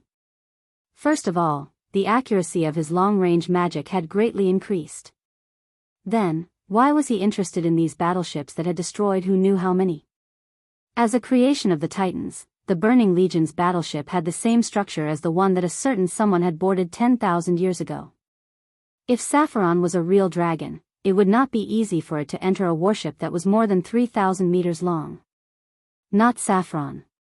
He easily stuck to the outside of a demonic cannon, taking advantage of the gap between shots. The frost elements easily infiltrated the inside of the barrel. Originally, the battleships were piloted by the Titans and their creations, so they naturally had complete defensive measures. Unfortunately, the ones controlling the battleships were a group of crude demons. It wasn't an easy task to find someone who was willing to be a cannoneer among the irascible demons who advocated close combat but didn't have a high status. Those who could barely aim and fire their cannons were already qualified demon cannoneers. Of course, the little demon cannoneers couldn't understand what reverse charge was. When they reacted, a guy who looked exactly like Maligos in human form was already standing next to the cannon. Humph. His body was a humanoid made of frost elements, and the controller was Duque. With just a cold snort, the end of these imps had arrived. The intense collision between magic and the evil life form had caused the smell of blood to overpower the air purification ability of the warship's ventilation system. The silver-black corridor turned from colorless to colorful in an instant, drenching the surface. A faint ice shield covered Maligos from all directions without any blind spots. At the same time, a large amount of frost elements that looked like mercury surged and accompanied him. It was as if he was walking on the metal corridor of the battleship. The scene was as weird as it could get. 3 blurry Dragonians slowly rose from the wave of frost. These 2 fellows, who looked like dragon men but were actually elemental creatures, guarded Malygos from both sides and behind with double-headed machetes in their hands. Therefore, if any attacker wanted to attack him directly, they could only attack from the front. A few icicles shot out, easily dispersing the shadow arrows fired by a few Eridar warlocks. When he walked into a hall, a lord of the abyss came along the spacious hall, waving a double-headed beheading sword and charging at him. However, the powerful slash suddenly froze when it was 2 meters away from Malygos. It was as if there were 2 boulders weighing thousands of kilograms, one on the left and the other on the right, pressing down on the broad blade. Malygos, who was wearing an ice-blue robe, said softly, "Scram." This enormous demon, which weighed at least 10 tons, was sent flying faster than a kite with a broken string. Is this the strength of a Dragon King Guardian? A mysterious smile appeared on Malygos' face. It's not like, guess. That's what his expression said. Since it was a disguise, it had to be done perfectly.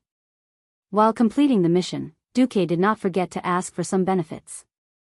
Pretending to be Malygos and showing off his might was a requirement of the mission, but at the same time, it was convenient for a certain Dragon King to take the blame. 2 words came out of Malygos' mouth lightly: "Ice Seal." In the next moment, the ice elemental energy that surged out from the weave turned everything in sight into ice sculptures. The road to the bridge was now unobstructed. Malygos moved forward with his head held high. Be it the heavy gate or the complicated magic formation, nothing could stop him for even a second. All the defenses were destroyed under the impact of the violent elemental magic. He took 81 steps forward. A total of 81 traps were destroyed. When the last door fell down, Duke saw his target, the Eridar twins, just as he wished. The Gemini stared at Malygos for a full 3 seconds before sighing at the same time. "I knew it. You're not Malygos. That big blue lizard isn't as showy as you. I wasn't sure before, but now I'm completely sure. You're not Malygos. You're Duke Marcus, a newly advanced demigod who entered the divine realm as a mortal. Do you have anything else to say before you kill us?" Aureus and Queen Sailoras were convinced, but they knew that they would not be able to escape today, so they wanted to confirm it at the very last moment. Duque was not surprised that they were seen through. The Eridar Gemini were masters of disguise and working behind enemy lines. To them, his illusory disguise was clumsy. So, Duque removed the illusion and revealed a human body made of frost elements. However, the figure was exactly the same as Duque's. An elemental body, Sapphiron's soul, and Duque's will. This combination surprised even the knowledgeable Eridar Gemini. Duque smiled. "Make your choice, Gemini. Will your soul be destroyed, or will you leave behind a small hope for a comeback?"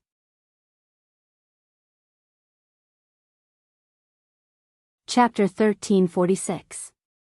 The 2 identical beautiful faces of Aurelia and Sailoras were shocked at the same time.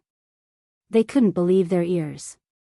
In the past 25,000 years, it had always been Eridar who incited the enemies to surrender and rebel. No one had ever dared to incite the core of the Burning Legion, the Eridar family, to betray the Burning Legion. At this moment, there were 2 junior Void Lords between Duque and Gemini. In addition, there were more than 30 demon guards and elite Eridar warlocks waiting for them. To finish off the demons, killing them was not enough. As long as their souls could return to the twisting nether, the demons could endlessly run back to their corpses. But what if their souls couldn't return?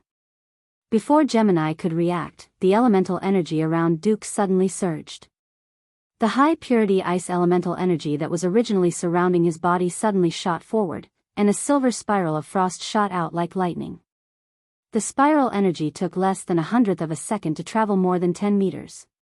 When it reached the top of the demons' heads, it suddenly exploded like a bomb. The frost elementals, which were originally in a slurry, turned into a blossoming bomb. The radius of the explosion expanded by at least 100 times. The dense frost elementals penetrated everything in their path at lightning speed. Of course, the objects they were referring to were the 2 Void Lords and the demon guards. In the blink of an eye, the 2 Void Lords, including the two Void Lords, were all obliterated within the 100-yard radius of the elemental spiral. But this was only the beginning. When the frost element seemed to have expanded to its maximum range, it suddenly continued to shrink inwards until it shrunk into 9 fine spiral cones. Then, it continued to explode outwards at an even greater speed, piercing through even more demon guards. Then, they shrank and expanded again. This happened 3 times in a row. The maximum range of the frost elementals had expanded to almost the entire bridge. When the last spiral of frost elementals covered the entire bridge except for Gemini, they did not continue to spread. Instead, they gathered back and condensed into silver bullets that shot towards the demons that had yet to fall to the ground.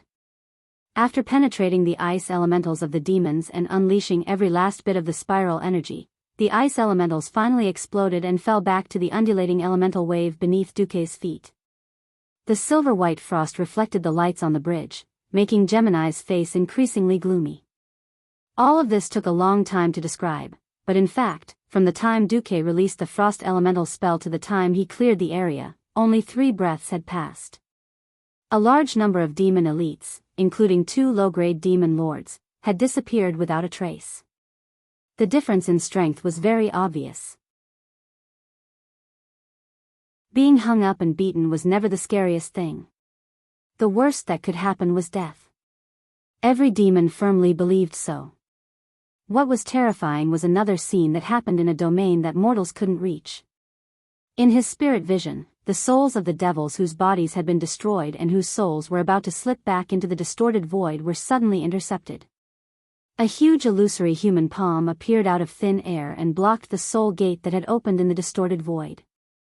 The palm had a strange suction force, emitting gravitational waves like a black hole, and captured the souls of dozens of demons, including the souls of the 2 Void Dukes. Such a skillful technique of capturing souls. This was the domain of the Eridar warlocks. However, Duque's next move was to summon a dazzling golden flame. The flame with a holy aura roasted these twisted evil souls. Except for the 2 Void Dukes, all the souls of the devils had completely disappeared from this universe. There was no resurrection. Even the devil leader in charge of the distorted void did not know why some of the devils should have died, but their remnant souls did not return to the distorted void. In the boundless universe, losing a few dozen demon souls was nothing at all. In fact, with the size of the Burning Legion, Jaden wouldn't even frown if a few high-grade demon lord souls were missing, as long as it wasn't a core mission, let alone dozens of low-grade souls.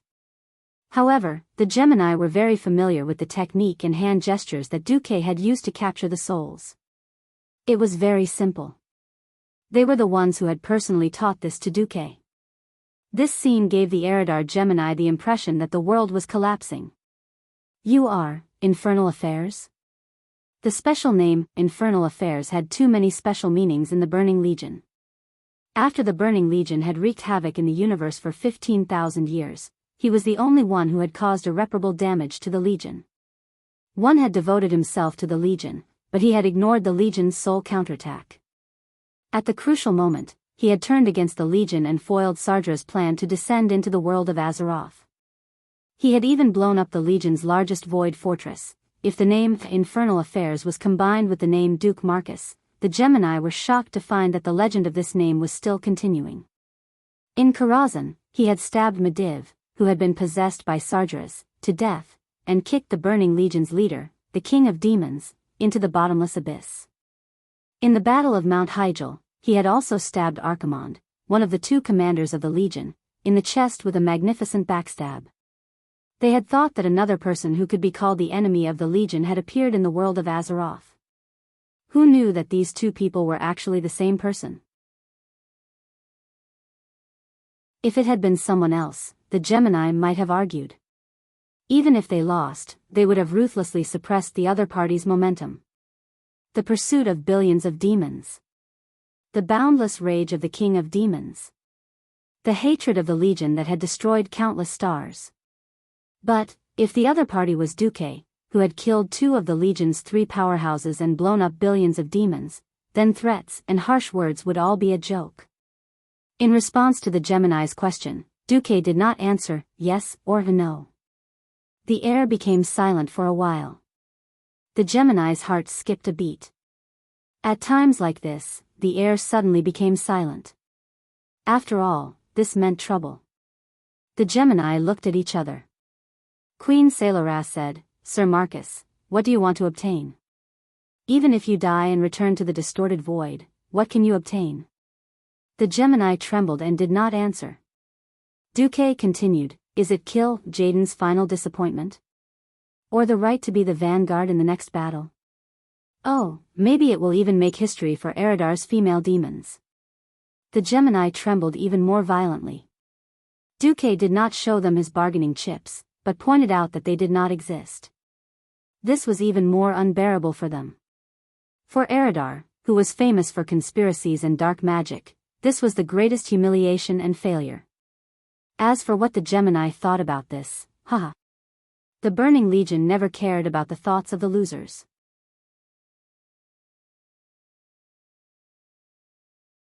Chapter 1347. In the original history, the Eridar twins were like fish in water until the warlocks captured them when they were rebuilding the Black Sickle Council. They were enslaved by whipping them and using demonic spells. That was how they were forced to become enemies of the army. It was not easy to make these two sinister and cunning female demons betray the Burning Legion, because Kill Jaden was the most vengeful. Didn't you see how Kill Jaden, commonly known as the Egg, chased after the Lich King for dozens of years? They were unwilling to betray because the price was too high. How to lower the price of the Gemini's betrayal was a skill. The staunch supporters of the royal path would choose to strengthen themselves. Duque, who had a high and low moral integrity, was already giving them face by not taking the evil path. Why would he talk about morality with the demonesses? He directly pointed out their weakness. Their repeated failures had made Kill Jaden lose patience with them. They could either become cannon fodder or rely on Duque. There was no third option. Although the Gemini's current predicament was all because of Duque, Duque threw out the bait to force the Eridar Gemini to betray them, not because he wanted to save the demonesses, but because he wanted to destroy the Burning Legion more efficiently. Of course, the ones who understood their own people the most were their own people. After being a Void Duke, Duque had a deeper understanding of the power struggle among the demons. Similarly, Duque, who was familiar with the original history, had a more accurate grasp of the Gemini's personality. "Don't worry, I won't ask you to be a meat shield or a vanguard." Duque's words struck a chord in the Gemini's heart. In history, the Black Sickle Council, which was made up of warlocks, was extremely weak. One abyssal lord had destroyed almost the entire Black Sickle Council. The shaman then discussed life with the four elemental lords and formed a Pan-Azeroth formation to fight against the Burning Legion. The Black Sickle Council did not have much to offer. They could only capture the poor Eridar Gemini and use them as warriors to fight. Unbeknownst to them, although the Gemini had great magic attainments, they did not like to fight. The Gemini were still best at scheming. Even if they were forced to fight against a strong enemy, they would still want a strong vanguard to fight at the front. In a sense, Duque's promise that he didn't need them to fight head-on was already an enticement. So when Duque said, "I want you to provide the Burning Legion with the absolute truth every month," the twins weren't surprised at all. "Sure. No problem. Wasn't it just intelligence? Just give it to him." As long as he could get out of this predicament, Gemini's promise was so straightforward that Duque sneered out of anger. Yes, there were many types of spies, but the most famous ones were naturally double agents. Gemini had never been someone who knew what loyalty was. Perhaps, they thought that he, Duque, was still too young and easy to fool? Or, it could be said that the information they gave him was true, but the order was secretly changed. In this way, even if every piece of information was true, by changing the order to mislead, they could still come up with the opposite conclusion. If Duque wasn't an experienced transmigrator, he had watched spy movies, he would have been fooled in minutes. If this still couldn't be confirmed, Duque had been using the System Elf's lie detector to give an unqualified evaluation, which further confirmed Duque's thoughts. Duque's face darkened. "It seems that you don't know me well enough and think that I'm a master who is easy to fool." Since I've chosen you as my targets, you have no room to resist. I hope that in the coming days, you can remember this." The twins were obviously shocked that their thoughts were seen through. Because conspiracies had nothing to do with power, it was purely the experience of wisdom and experience. They couldn't understand why a human who was only a few decades old would suddenly think that they had a trick up their sleeves. However, if Duque wanted to make a move, they wouldn't just sit and wait. Auras used the violent, flame scorch, to set off a sea of fire toward Duque. Sololas used the dark and obscure, shadow blade, to sneak behind Duque and attack him. The twins' tacit cooperation was really amazing. Although there were all kinds of attacks from Gemini in all directions, Duque actually didn't need to do anything. He just needed to follow his heart and point out the general direction to deal with them, and the elemental emissaries would naturally do the work for him. In front of him, the fire demon manager Majori suddenly appeared and used an exquisite and magical unknown fire magic to surround the front half of Duque's body in a hemispherical shape. Not a single bit of the female demon's flames could splash into the defense constructed by Majori's. Instead, her flames were swallowed and became part of the fire element controlled by Majori's. Behind him, the Black Witch Farina, who suddenly appeared in front of Duque's back, didn't move her feet, and her whole body turned into a dark human figure. As soon as the shadow energy from all directions got close, the magic constructed shape collapsed, and like moths flying into a flame, they were sucked into the beautiful and coquettish figure. Shock immediately froze on Gemini's face. They had imagined that there would be a gap between them and a demigod, but they didn't expect the gap to be so huge. In the elemental domain, they were the ones who were completely beaten up. Unless they could find a form of power that was completely different from Duque's, they had no chance of winning. Duque sneered and raised his left hand. "Don't think that only Kill Jaden can control the soul and make anyone whose soul is captured suffer a fate worse than death. I know this trick too." Unlike the ever-changing and more basic elemental magic, shadow magic could be said to be Duque's cruelest trick. Since the opponent was a demon, Duque had no scruples. He sublimated the tricks from the Burning Legion and used them on Gemini. Dark energy was terrifying. The essence of dark energy was to burn the life and soul of a creature and turn it into energy. The soul shatter, which was derived from negative and crazy soul magic, inherited the cruel characteristics of the warlock magic.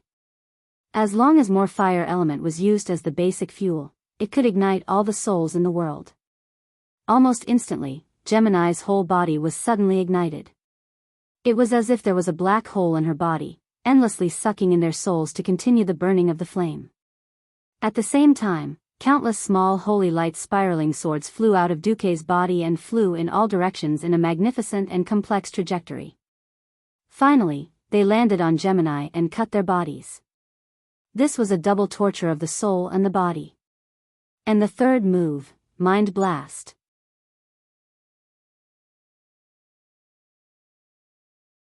Chapter 1348.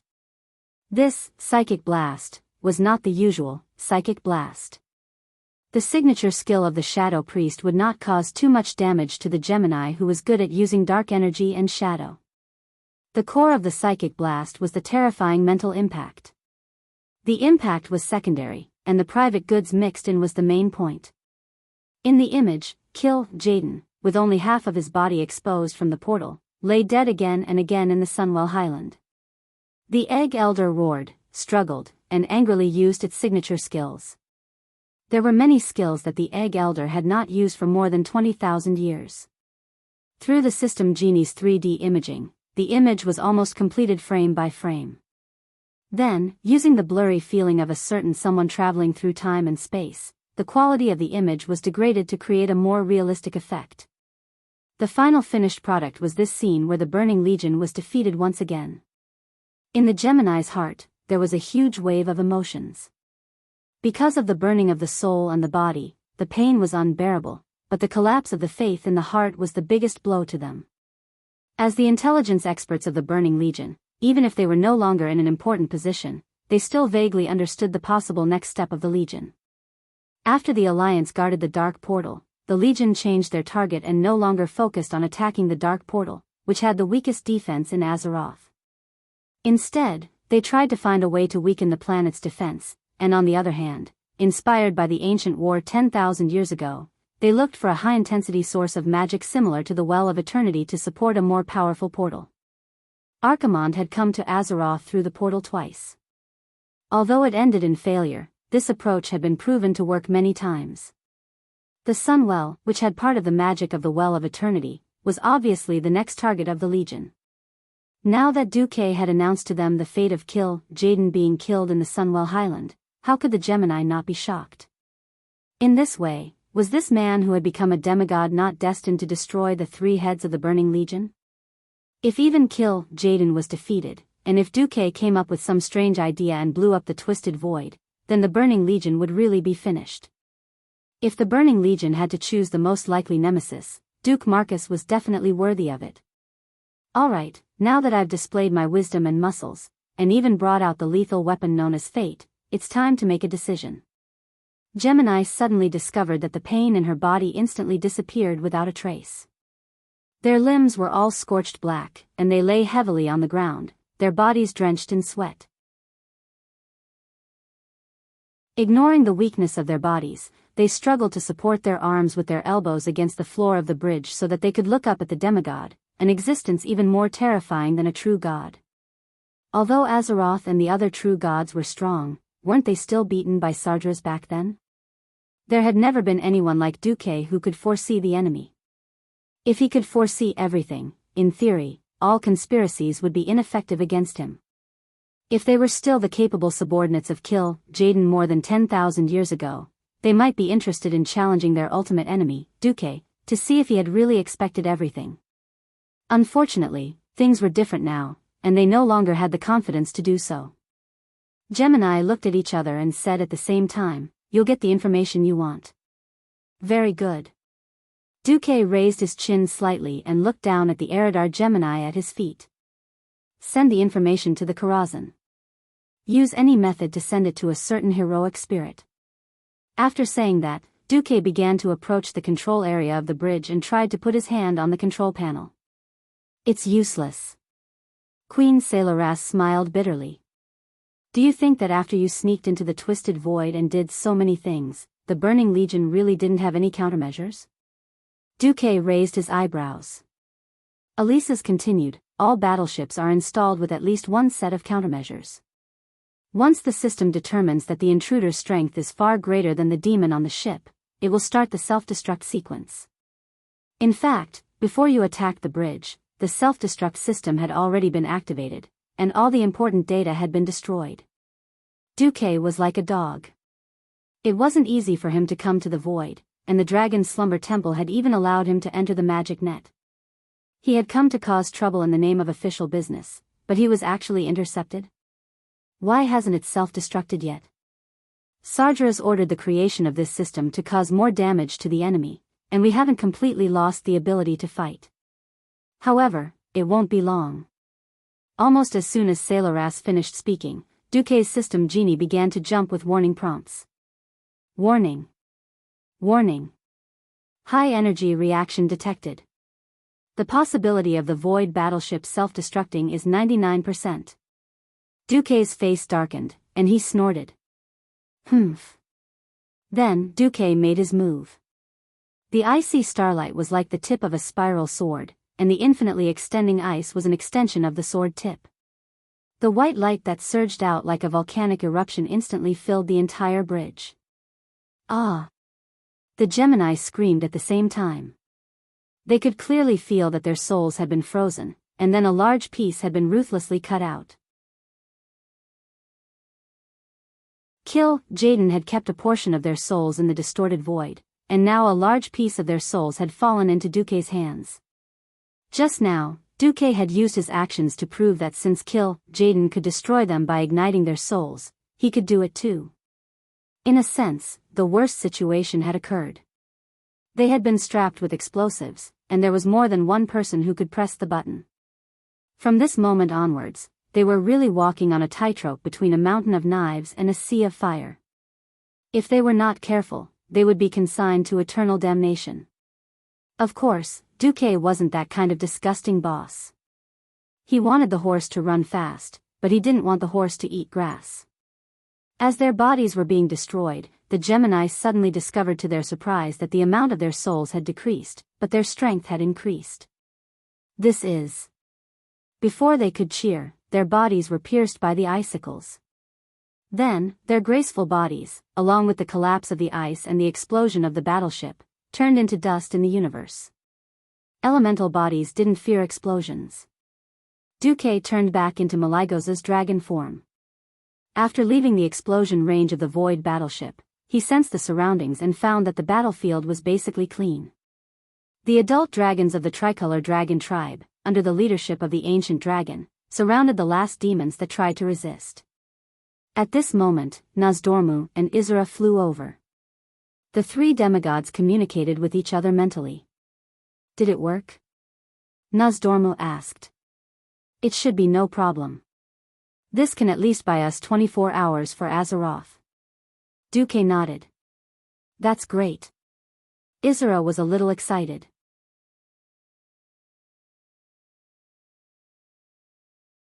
Chapter 1349. From the Burning Legion's point of view, since the Eridar Gemini had been used as cannon fodder, it proved that the 4 dragon aspects that should have been in on Icaraj were still in the void battlefield. So it didn't matter if they were defeated or not. After all, they had already completed their task of delaying the dragon aspects. What Duque needed to do was to make use of the time difference. At this moment, deep within the Icaraj Holy Temple, the fierce battle was still going on. Ha ha ha. You will all die. Those who go against my will be destroyed. From the sound of it, it sounded like a vicious villain announcing his evil declaration. However, Thun's voice revealed an inhuman coldness, as if hinting at its master's mood swings. No one could imagine how twisted the mind of an existence that had been sealed for 25,000 years would be. Ever since he lost the Battle of Dominators and was sealed, Thun had been suffering for far too long. From the unbridled existence of the Dark Empire, he had become a forgotten existence. He couldn't wait to announce his return to all the intelligent creatures in Azeroth. And the best gift for his return was naturally the strongest demigod in Azeroth. Perhaps it was because his sealed power wasn't easy to unseal. Or perhaps he simply wanted to spread fear and despair. Other than fiercely attacking the 3 demigod dragons, Thun still spent a lot of time ruthlessly torturing the mortals. Arg. A Forsaken warrior who had been a Beastman chief in his previous life was accidentally stabbed by the giant claw's tentacle.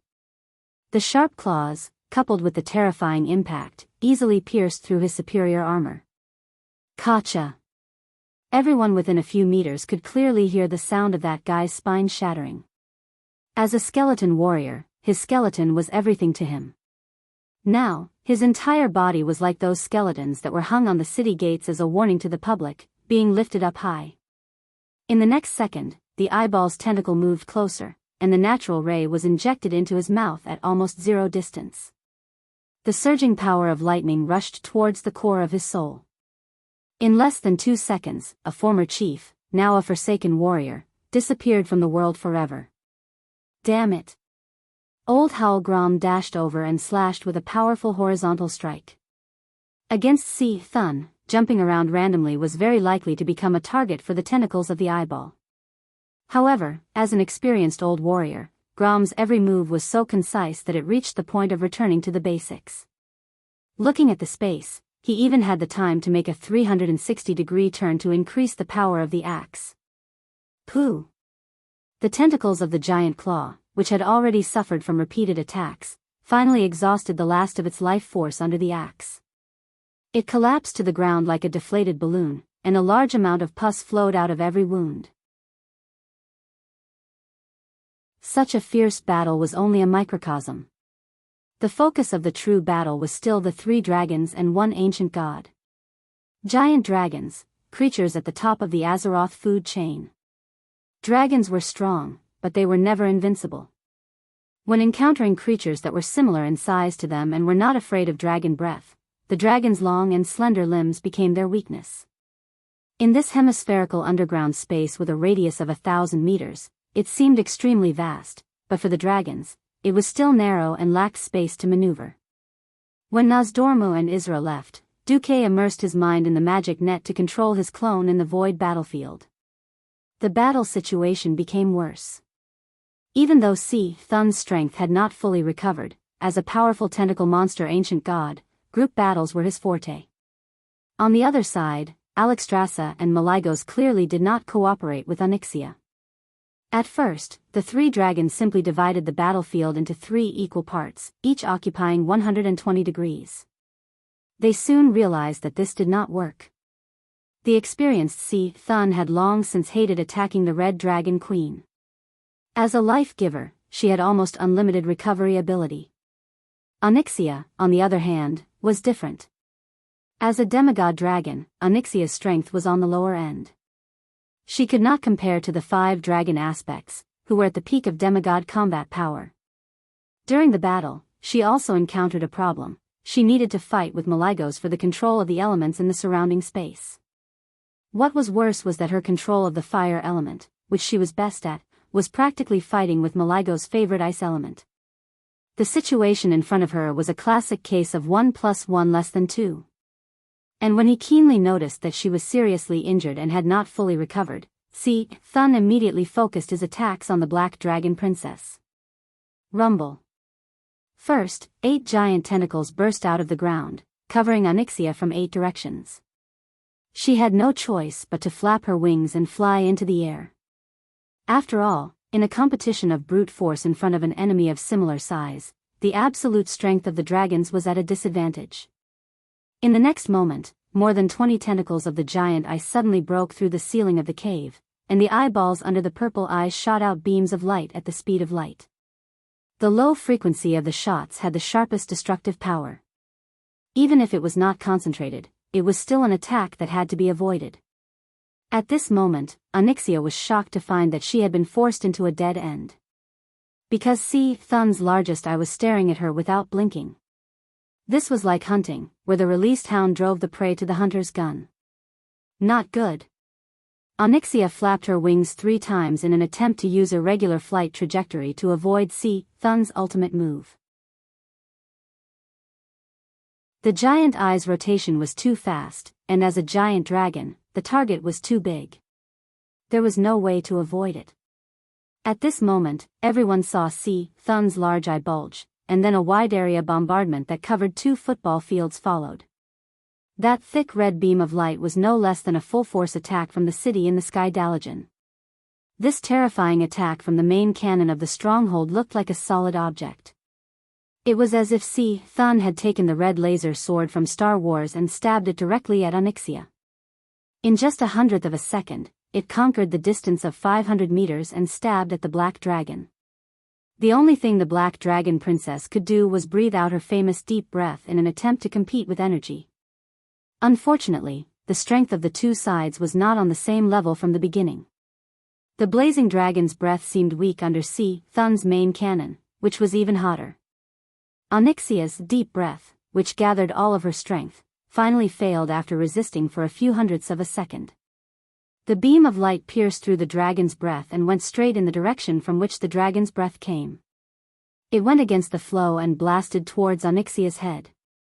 The rippling fire elements even set the surrounding space on fire in an instant. Onyxia was shocked. No. I don't want to die like this. If my ultimate fate is still death, then what's the point of me being a mount?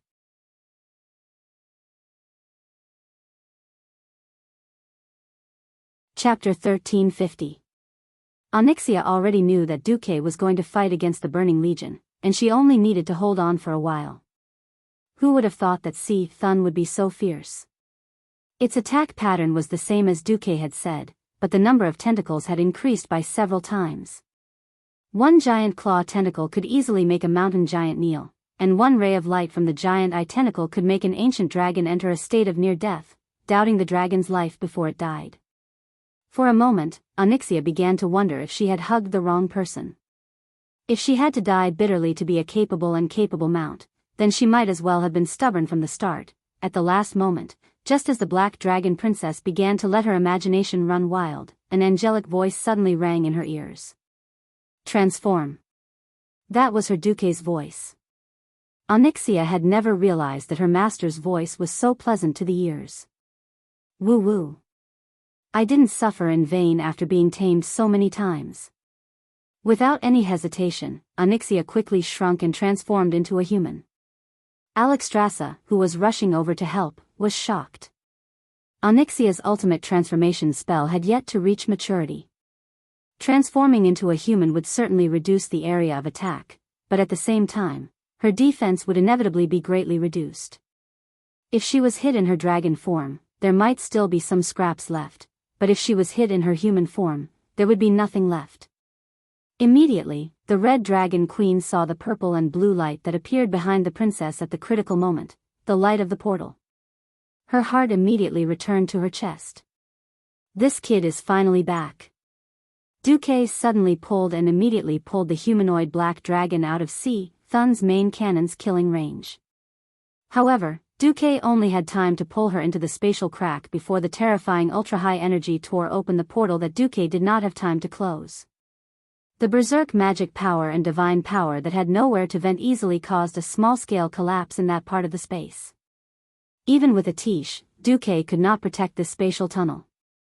In an extremely embarrassing situation, Duque held the staff in his left hand and pulled with his right hand, using almost all of his strength to pull the Black Dragon Princess out of the spatial tunnel. Bang!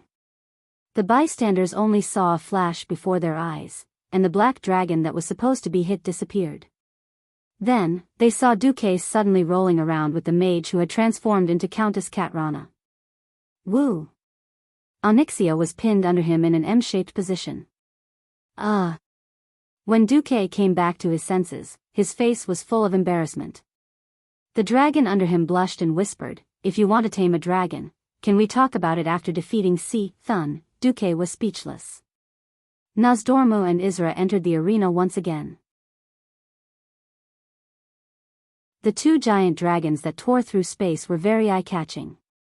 Only Orgrim whispered to Thrall, "I suddenly have a good idea. If you can deal with a certain dragon king like Duque did with Onyxia." Just then, Alexstrasza suddenly showed her power and bit off a tentacle of the giant eye that had reached over to seek death. In the next second, because the red dragon wanted to expel Thun's evil divine power, it used the power of life to evaporate the foreign substance in its mouth, causing the dragon's mouth to overflow with thick mist. Looking at the bloody mouth that was flowing with blood and Thun's pus, Thrall's face darkened. He shook his head like a rattle and refused to do anything. Sigh. It had to be said that there was something called talent. Humans' talent in making friends was not to be underestimated. Focusing his attention back, Duque suddenly found that Thun was far more difficult to deal with than he had thought. In Warcraft, there were so many versions, and there were so many bosses that people almost couldn't remember their names. There were not many that could be branded in the minds of players and make countless players cry. Thun was definitely one of the best. Duque didn't remember if Thun was ranked first, but he was definitely in the top 3. In the earliest version of the game, Thun was simply unbeatable. No guild had any way to deal with it. Now, fate seemed to be repeating this history that would torment people to madness.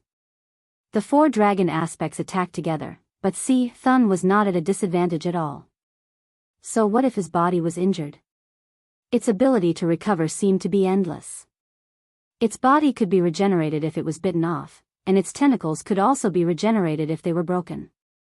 Everyone even had the illusion that they were not fighting against a powerful monster, but rather planet Azeroth itself.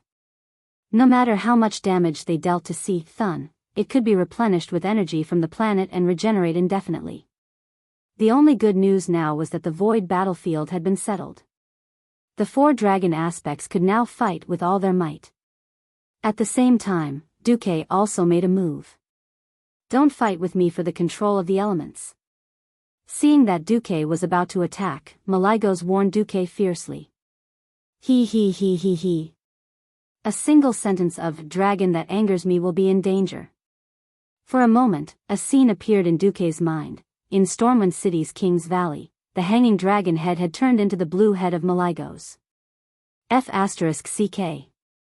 Malygos, you claim to be the king of magic, but what are you doing now?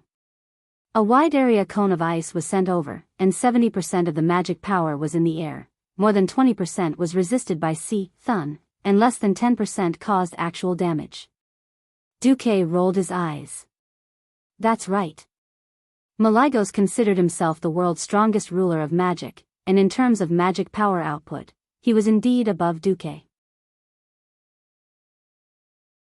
If Duque's magic power output per unit of time was compared to a train with a total load of thousands of tons, then Malygos was at least a cargo ship with a load of hundreds of thousands of tons. But it was precisely because of the difference in magic power demand that it seemed that Malygos' magic damage was higher. The dragon aspects didn't have a system elf, so it was impossible to calculate that in terms of magic power, Duque's damage was higher. Moreover, the dragon aspects were all siblings, so they worked better together. Okay, for Alexstras's sake, I'll hold it in. Duque was a demigod, so of course he couldn't just be a bystander. Didn't he see that after Onyxia got up, she turned back into her dragon form and changed to cleaning the tentacles at the edge of the underground cave? A thought popped up in Duque's mind. He acted on it. All of a sudden, a huge illusory three-dimensional magic network formed under Duque's feet. It was like a spider's web, as dense as a hedgehog's. 6 types of elemental light bloomed at the same time. Malygos turned his dragon head and almost wanted to curse, but he suddenly realized that Duque didn't occupy the magic he needed. The magic that Duque used came from different corners of the elemental domain. The elemental world was very vast, and as a pure dimensional elemental world, not to mention a demigod, even a dozen true gods couldn't instantly use up the power of an elemental world.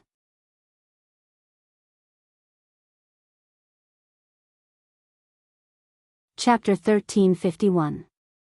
For the sake of convenience, the point closest to Azeroth was usually used to open the passage to the elemental realm.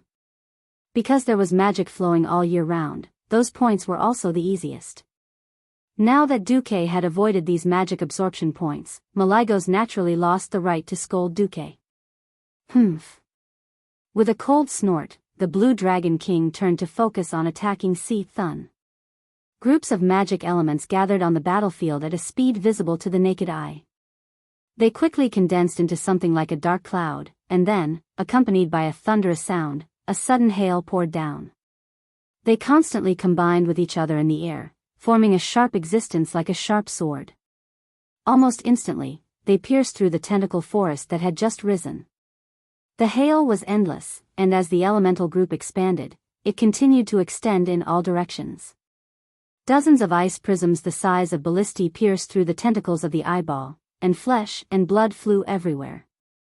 Cyclone's natural lightning magic and ice elements in the purple eyeball clashed fiercely, causing an even bigger explosion. The tentacle limbs that were blown away fell on the heads of the people around them like a landslide. These corrosive broken limbs were definitely not good things. For a moment, there was a lot of screams, and the allied healers were immediately busy. Kalia had improved a lot. In this situation, she did not chant a long and stinky incantation to activate a large area of effect, prayer of healing. Instead, she quickly cast, Holy Word, Shield, on the unlucky ones in the center. A translucent shield protected them from further damage caused by the sputtering pus. When the 7 guys all had shields, it was just in time for the Holy Knights to quickly heal them with Holy Light Flash. The chain of healing could be said to be perfect. Every unlucky guy cast a grateful look at Kalia. Seeing that Malygos didn't care about the life and death of mortal heroes, Duque was even more certain of his thoughts. Beside him, 6 elemental creatures of different forms emerged. They formed an even larger composite magic array and chanted loudly. The rhythmic incantation gathered 6 invisible forces in the air, which eventually converged on Duque. Not only did the Cyclone's tentacles around Duque bounce back as if they were struck by lightning, even the nearby air pressure dropped a bit. The magical element summoned by Malygos in the air suddenly paused, and then quickly dissipated as if blown away by a strong wind. In the blink of an eye, they disappeared without a trace. On the ground, the violent wind that was stirred up out of nowhere carried the scattered gravel and spun into the air. They gathered together in a frenzy, forming a huge sand tornado, surrounding Duque like the most loyal guards. In the blink of an eye, the massive magic array beneath Duque's feet revealed the shadows of weapons that were suspended in midair at a perpendicular angle to the ground. This is Dark Strike, Wild Blade, Spider Devil Spike, Undefeatable Will. Countless weapons hung in the air, and many people recognized these epic weapons from places such as the Molten Core, Blackwing's Nest, Naxxramas, and Mount Hyjal. No one knew what Duke was trying to do by summoning the projections of these weapons. Even more so, no one understood why huge wheels appeared around Duke's body. They only heard, Duque's incantation sounded, "I am an illusory man. The dream is the body, the will is the blood. Magic is the sky, glory is all." Peaking at fate, traversing the past and the present. Through countless battlefields, never once defeated. Unaware of life. Fearless of death. I have never been defeated. I have never been understood. Standing at the peak of time and space, intoxicated in victory. Past lives have never had meaning. This life is only born to protect. Therefore, I hereby declare. Wheel of Victory never stops. With the incantation, more weapons were constructed in the magic circle, and they began to turn from illusory to real. First, the translucent dotted lines became real outlines, then the materials used to construct the weapons were restored, the magic circle sealed in the weapons by skilled craftsmen when the weapons were cast was restored, the corresponding energy was injected, and finally, the age of the weapons was restored. At first, there were 10, 20, then 100, 1,000, countless weapons formed an enormous wheel, spinning crazily, just like the wheel of history, rolling forward, unstoppable. The wheel rolled forward, crushing anything that belonged to Cyclone. At this moment, the heroes felt that a string in their hearts was faintly touched. Many figures and things appeared in front of them, as if they were seeing the shocking battles that Duque had experienced under his leadership. This was not like a historical drama made up by bards, but an illusion that really existed in history. The power that Duque had at this time was based on the chain of victories piled up. And Duque seemed to be pushing the wheel of fate extremely smoothly, faster and faster. Only in this way could all resistance be crushed. Cyclone's tentacles, which had annoyed the four dragon aspects, were almost instantly destroyed as soon as they appeared. A smaller eyeball tentacle? Obsidian Blade had long been hungry and thirsty, and with a slash, the weapon and the tentacle were destroyed in an instant. A smaller claw tentacle? Claw of Lava Rage, went up and tore it apart. Giant Eye Tentacle? 3 hands of magic simultaneously used, counterspell, instantly stirring up the elements, enough to make the eyeball tentacle choke back the whip magic like it was constipated. The only problem was the giant claw tentacle. Even though it was like a torrential rain pouring down, nailing more epic-grade weapons fiercely, this powerful tentacle still whipped and attacked all the targets it could hit regardless. However, the fact that Duque could flatten so many annoying tentacles in one breath not only shocked the mortal heroes, but even the 4 dragon aspects were surprised. Suddenly, everyone only saw a blur in front of them, and 4 huge lips, like walls growing out of the ground, spun and wrapped around Duque. In the gap between the lips, everyone could even see some teeth that weren't too big but were extremely sharp. Obviously, the owner of this wriggling mouthpiece was Cyclone. The size of this mouthpiece alone was enough for mortals to look up at. The heroes not far away could even clearly smell the stench. Everyone had read Duque's strategy, and everyone knew that the most important part of the strategy was that someone had to be swallowed by Cyclone, but that was disgusting.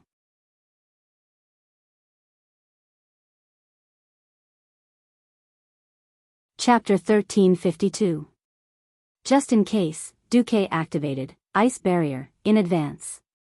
He didn't have the thought of using his delicate skin and tender flesh to resist the sharpness of Cyclone's mouth, which had thousands of sharp teeth. As expected, after entering, Duque felt countless sharp teeth scraping against the ice formed by highly condensed ice elements outside the barrier. Fortunately, it was his senses and not his sense of hearing that came into play. Otherwise, wouldn't the sound of countless claws scraping against glass kill him? Wait a minute. Something's wrong. He had never heard of Thun's huge mouth swallowing people with so many teeth. If even a mage like Duque found it hard to deal with, then wouldn't the other unshielded professions be done for? Duque came back to his senses and looked at the system notification. Warning. Warning. You have been swallowed by the descendant of Oro of the sandworm race. If you do not improve your condition, you may suffer serious damage. F***CK. Did I make a mistake?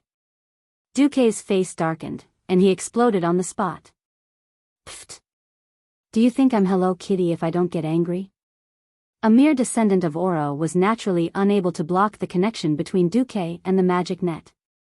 A huge amount of ice elements began to gather in the descendant's body. Saffron. Duque shouted in his soul. Understood, Ice Dragon replied on the spot. The layer of ice in Oro's heir's throat was growing thicker by the second, and in the span of a few breaths, it had turned into a giant block of ice that was firmly lodged in its throat. Then, an incomparably violent draconic aura began to attack its low IQ brain, shaking its rationality. Very easily, this mini-boss went completely berserk. It, who had originally retreated into the ground, jumped out again, ignoring the fierce attacks of the mortal heroes of the allied army, and charged straight ahead. In front of it was its boss, Thun. Who would have thought that it would recklessly smash a large bloody hole in the lower part of its own gang leader's incense burner-shaped lower body? It even waved its 6 caliceri below its mouthpart as fast as lightning, trying to drill into it. Traveling through the sand was just an instinctive action for the sandworms of the Oro race. But for Thun, it was pain. It should be said that the pain in his heart was greater than the pain in his body. On account that your father, Oro, had sacrificed his life for the country, I was kind enough to let you be my hired thugs, but you actually dare to rebel? It did not matter if Oro's descendant had done it intentionally or not. In any case, it had attacked its master, so it had to die. The newly emerged Thun tentacles ignored the attacks of the mortal heroes and viciously attacked Oro's children. Look! Grandpa Thun's chrysanthemum sacred claw. Look! Grandpa Thun's love lash. Here. Your first master's dismemberment technique. To Oro's descendant, however, this was nothing short of suffering. The intense pain and frenzy drove this monster to tear at everything it came into contact with. Outsiders could only see that the lower half of Oro's descendant's body was splattered with pieces of internal organs and blood, while the upper half that had burrowed in was spurting out Thun's bodily fluids. Was this the Thun clan's love-hate relationship? At this moment, a golden light pierced through Oro's descendant's lower abdomen. In the next instant, Duque appeared in the crowd, his face pale.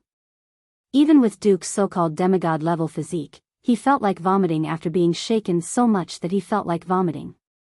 Duke suddenly understood why Medivh, as a demigod, had been able to stab him in the chest and kill him with a single stab of his sword.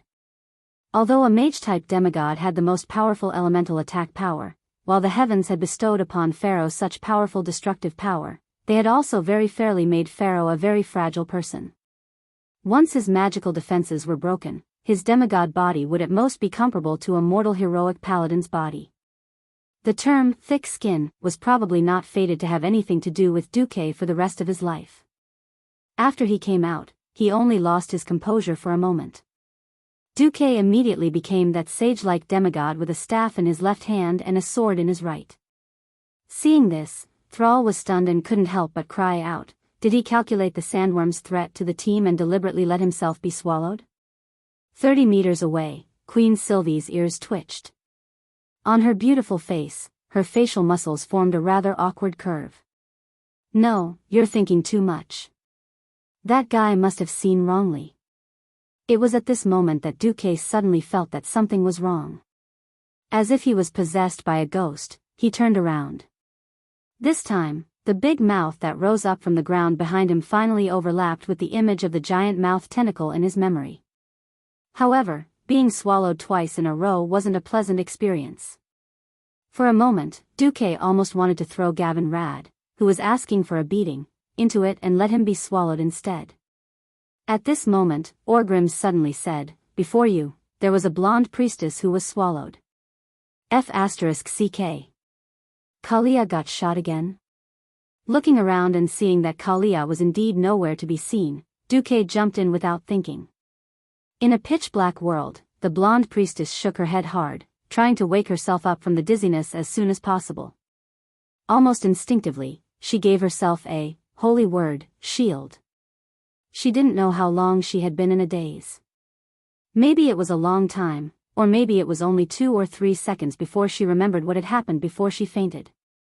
She had been swallowed by the giant mouth tentacle. Even though the mouth of the giant mouth wasn't fast, it was as slow as a turtle in the eyes of a thief. Unfortunately, for a priestess, it was as slow as a snail.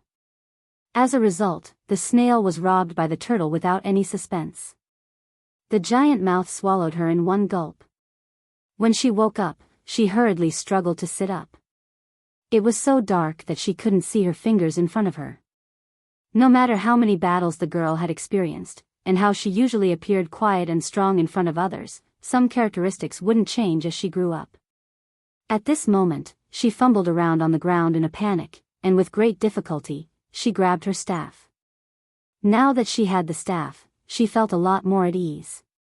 She quickly cast a cantrip-level spell, Illumination. The situation around her made her feel a little nauseous.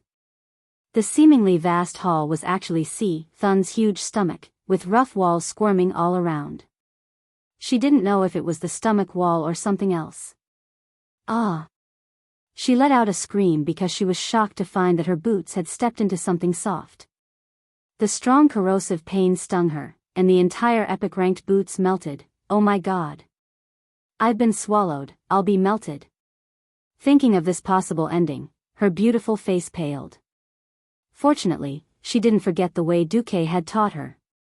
She almost rolled and crawled towards the nearby high ground.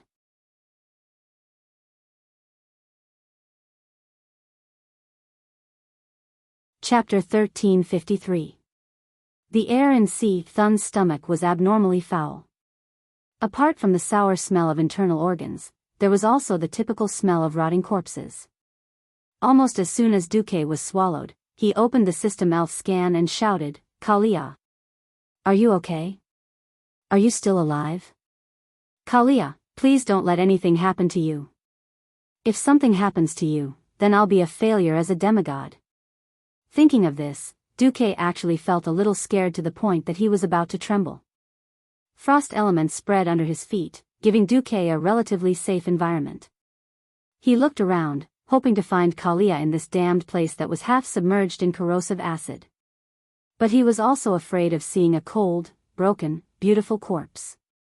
After searching for a while with these conflicting thoughts, the system suddenly notified him that there was a pair of legs on a protruding rock not far away. This discovery almost made Duque die of sadness. But before he could get closer to take a look, he was relieved. It was a pair of night elf leather boots. It must have been some daring elf thief who had sneaked in not long ago and tragically died. Duque took a light breath of the cool air filtered by the ice shield and began to move towards higher ground. Although Kalia's movements were not as nimble as the other women, she had seen the world and experienced great battles. At this time, she should have at least run to the predetermined location. Without even needing to throw a few fireballs, Duque could see in the blurry darkness that there was a high ground in his 9 o'clock direction. If history did not lie to him, that was the only exit. The elements here were already quite chaotic, so he could not use flash. Duque activated his magic and ice shield, moving quickly against the debris falling from above. Soon, he found a human body on the top of a small hill. Duque rushed over and pulled, his hands full of corrosive mucus. If it wasn't for the holy light in her body forming a small protective layer on the surface of her skin, if it wasn't for the thinnest acid here and the extra extreme nature potion protecting her, Kalia might have been a corpse by now. At this moment, Duque looked as if he had found a rare treasure and let out a long sigh of relief. He skillfully controlled the frost elements to melt into a stream of water, gently washing the disheveled yet beautiful female body in front of him. His upper body was exposed to the air, and he just happened to fall on the stone, so he didn't suffer any damage. Her lower body. Ugh, although she wasn't injured, her dress and everything else had been melted and torn. If it wasn't for the strange atmosphere, Duque would have silently praised her in his heart. Using the ice shield to repel the other elements, Duque turned her body over with his left hand and used the holy light to expel the filth from her body. At the same time, he placed his hand on her chest to check if she still had a heartbeat. At the same time, he called out to her urgently, "Kalia. Carly." Halfway through, Duque knew he was in trouble. That's right. There was nothing wrong with a female priest. The blonde was wrong. Your sister's blonde hair. It was obvious that Thun's tentacles were constantly emitting green, purple, and other such lights, causing the vision of others to have a color difference. That's right. That bastard Orgrim was one of the Forsaken. Then what the hell was he looking at? It was obvious that he was looking with the soul fire, so it was all black and white. Well, the main point was that the size and shape of the harmonious thing in his hand was completely wrong. After so many years, how could Duque have gotten the size of Kalia's ball wrong? At this moment, the dignified commander of the Alliance, the true demigod of Azeroth, Duke Marcus's face turned green, and the waterfall of sweat on his back looked like he was about to collapse. Oh my God. Please, don't let her wake up at this time. The silly Duque had forgotten that he himself was someone who had stepped into the realm of gods, and he was fighting against the few true gods of Azeroth. He didn't even believe in himself, so who could save him? Her raised eyebrows moved, and her fair face was already full of crimson. Duque's heart skipped a beat, and he thought to himself, it's over. For a moment, Duque almost wanted to use amnesia magic, physics, on her. Right. Just give her a hard punch in the head. Fainting would be good, and giving her a concussion would be even better. Unfortunately, when Duque saw that gentle and pleasing face that was like that of a girl next door, he couldn't bear to do it no matter what. What he feared the most was that the air suddenly became quiet.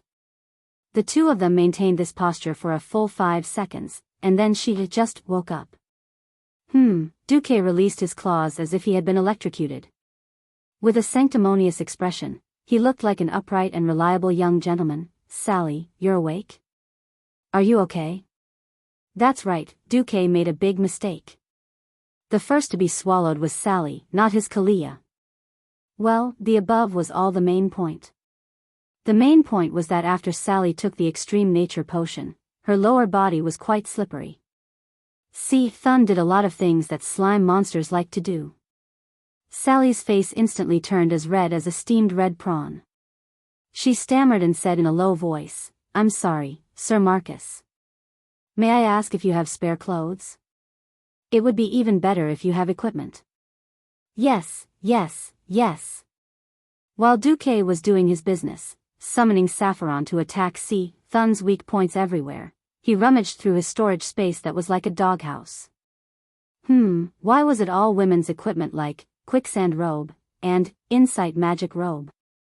Never mind, I'll give Sally a set first.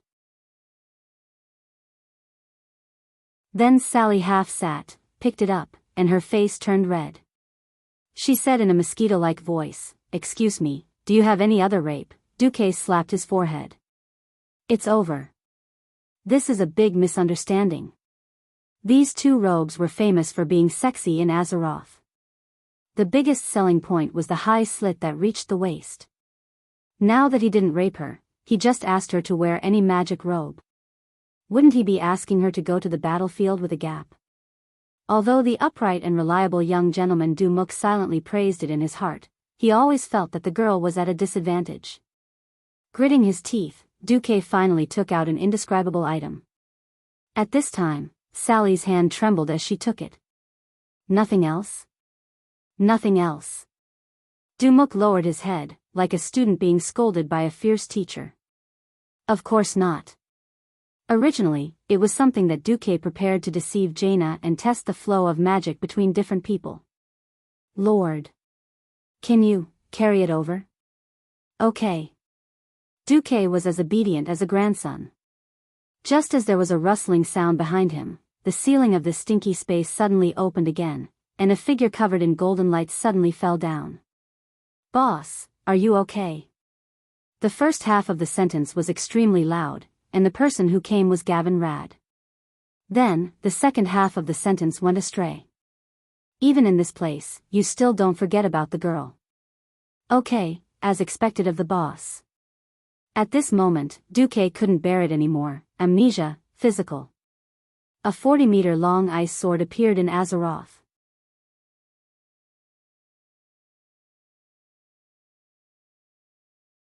Chapter 1354.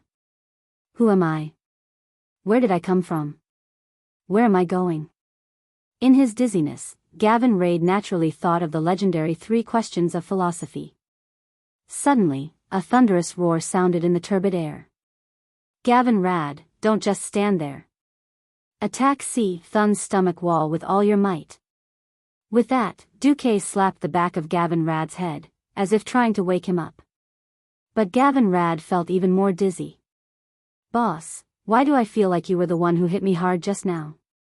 Gavin Rad recalled as he slashed at the stomach wall next to him with the wind sword and added a hammer of wrath. "How is that possible?" Duque argued. "It was you who didn't dodge Thun's tentacle before coming down." "There are tentacles in the stomach too?" "Yes. I just destroyed one." "How can we understand the physiological structure of a true god-level monster?" Dr. Du said confidently. "I've read a lot of books, I won't lie to you." "Who was the first to come down?" "Sally Whitemane. She couldn't take it and left." Duque was telling the truth. In this life, Thun's stomach structure was different from that in the game. It was a very interesting stomach part. It was a thing the size of a stool and looked like a meatball. As long as one gave that thing a hard punch, Thun's stomach would twitch violently and vomit out the person who beat the meatball. "I see." Gavin Rad sighed. "Don't think too much. The time in the stomach is limited. Go all out." As Duque spoke, he squeezed his magic circuit and released as much magic power as possible, bombarding any tentacle that dared to emerge from Thun's stomach. On the outside, Duque was an awesome demigod. Although Duque could last longer than mortals in Thun's stomach and used an ice shield to resist the corrosion of the natural elements, the magic net was cut off. Duque could only rely on his magic circuit, which was far superior to a Breaking Dawn mage but far inferior to a true god, to produce magic power. Soon, when the Oxhead Chief Cain fell down, Duque couldn't hold on any longer. He had no choice. He had wasted too much time trying to save Sally. Before Duque left, he left behind a magic orb. As long as it was not destroyed, the ice elements released from it could at least act as a shield and air filter, allowing the people inside to last longer. Blarg. Under the violent attack of the tender flesh, Thun also vomited Duque out.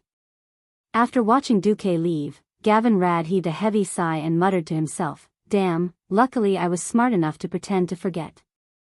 Otherwise, I might have been killed this time." "What?"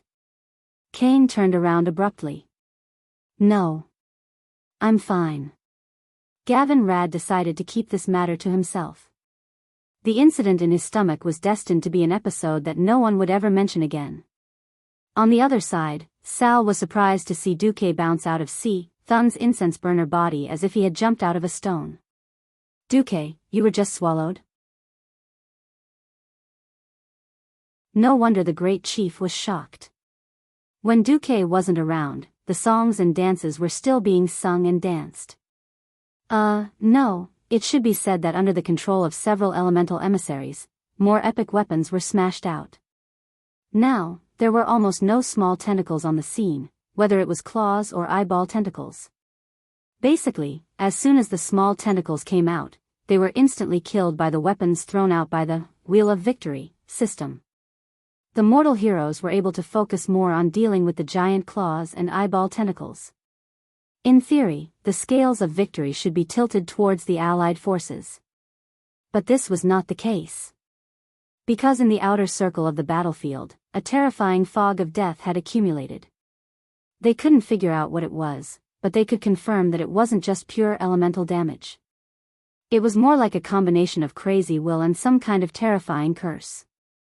Nozdormu, who was the most unafraid of death, swept his tail made of sand in. It was fine if his tail suddenly broke midway. At first, the broken tail was like a broken lizard's tail, twisting and jumping on its own. After a few breaths, it turned into a sand monster the size of a minotaur with an unknown number of limbs. A kind of chaotic will and power that had never been seen before forcibly took away Nozdormu's control of the sand, which then mutated and created a new unknown type of monster. These monsters were extremely fierce. They fiercely rushed forward and attacked the Alliance and Horde powerhouses. In just one encounter, 2 of the forgotten powerhouses were directly killed, and even their corpses were devoured. Even a strong person like Orgrim's left arm was broken. Fortunately, the undead didn't feel pain. After using dark healing, he could barely move his left arm. Considering that no one had the energy to disperse such a large scale, tentatively called poisonous fog, the entire battlefield suddenly became crowded. From the initial radius of a large space of 1,000 meters, it quickly shrank to less than 800 meters. Obviously, the speed of shrinking was still increasing.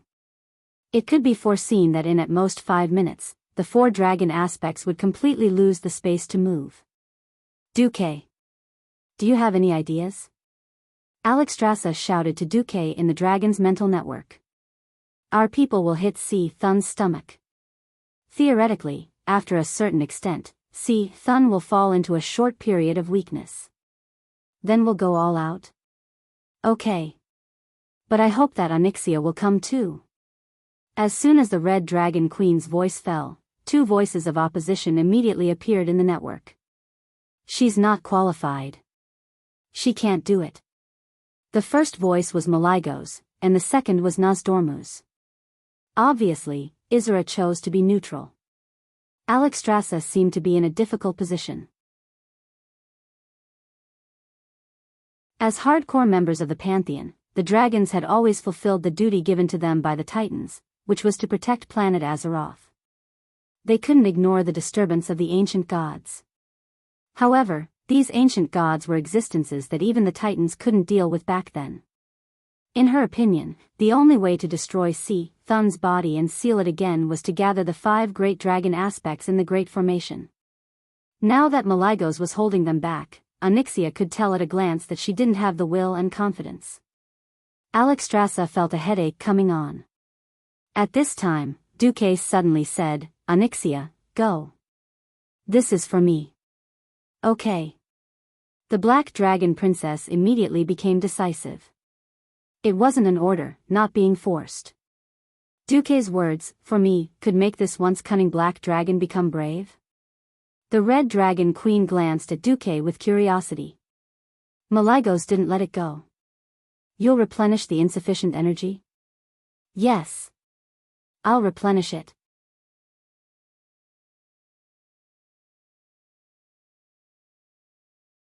Chapter 1355. This is the dragon race's secret. Maligos' voice in the spiritual network was as firm as stone. I'm only responsible for providing energy. As for how it's used, that's Onyxia's business. That was what Duque said. In fact, for a guy of Duque's level, just from the changes in energy transmission and observing the dragon race's magic array, he could see many things. Not to mention that Duque had a killer weapon, the system elf. Now the dragon race had fallen into a vicious circle. If they wanted to exert the greatest power, they had to use the black dragons who had once betrayed them. Only by joining the Guardians of the Earth could the Pentashade dragon race be considered complete and exert the power of various high-end magic arrays to the extreme. Here came the main point. Ever since Nethario, the Wing of Death, was tempted by the ancient god and Zoth, the entire black dragon race had become the target of corrosion. Even every young dragon that had just hatched from the dragon egg would be affected by the ancient god.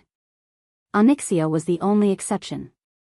Although she was also born after the fall of Deathwing, firstly, she was a direct descendant of Nethario, so her vitality and will were stronger.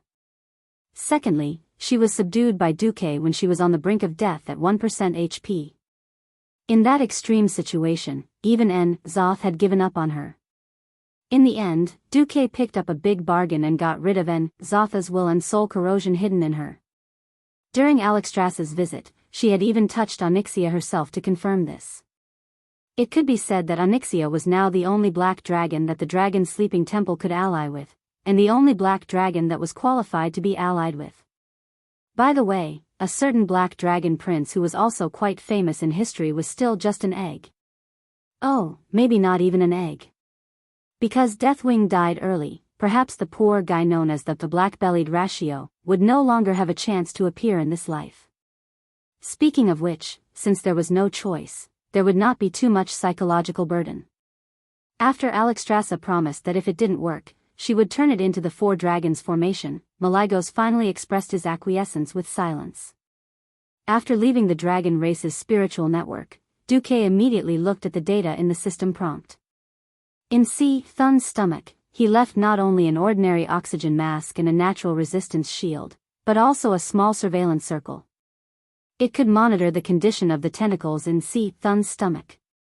In theory, if history didn't trick him, Thun would enter a period of weakness after all the tentacles were knocked out. It was a rare opportunity to focus all their firepower. Any attack that hit Thun's body would cause more than double the damage. The timing was not easy to grasp. First of all, the scene must not be too chaotic. If the scene was too chaotic, it would be easy for a murder case to occur. If they could not even keep their lives, how could they talk about focusing fire? Secondly, it was to pick a time when Thun's previous batch of giant tentacles had been killed and the new giant tentacles had yet to appear. Finally, he had to dodge Thun's ultimate move. Its kinetic death ray could instantly kill anyone it saw. Even Nozdormu, who was known to have the thickest skin, did not dare to take it head-on. Almost at the same second that Duque finished thinking, most people suddenly heard Thun's murmur. "You will die. Your heart is about to explode." This evil god's voice went straight to the heart and almost every mortal hero was in a trance. The warriors and paladins in heavy armor were fine. They were not fast to begin with. For rogues, who were most concerned about speed, this was simply fatal. Just then, a giant eye tentacle broke through the ground and rose from the ground with a crackling sound.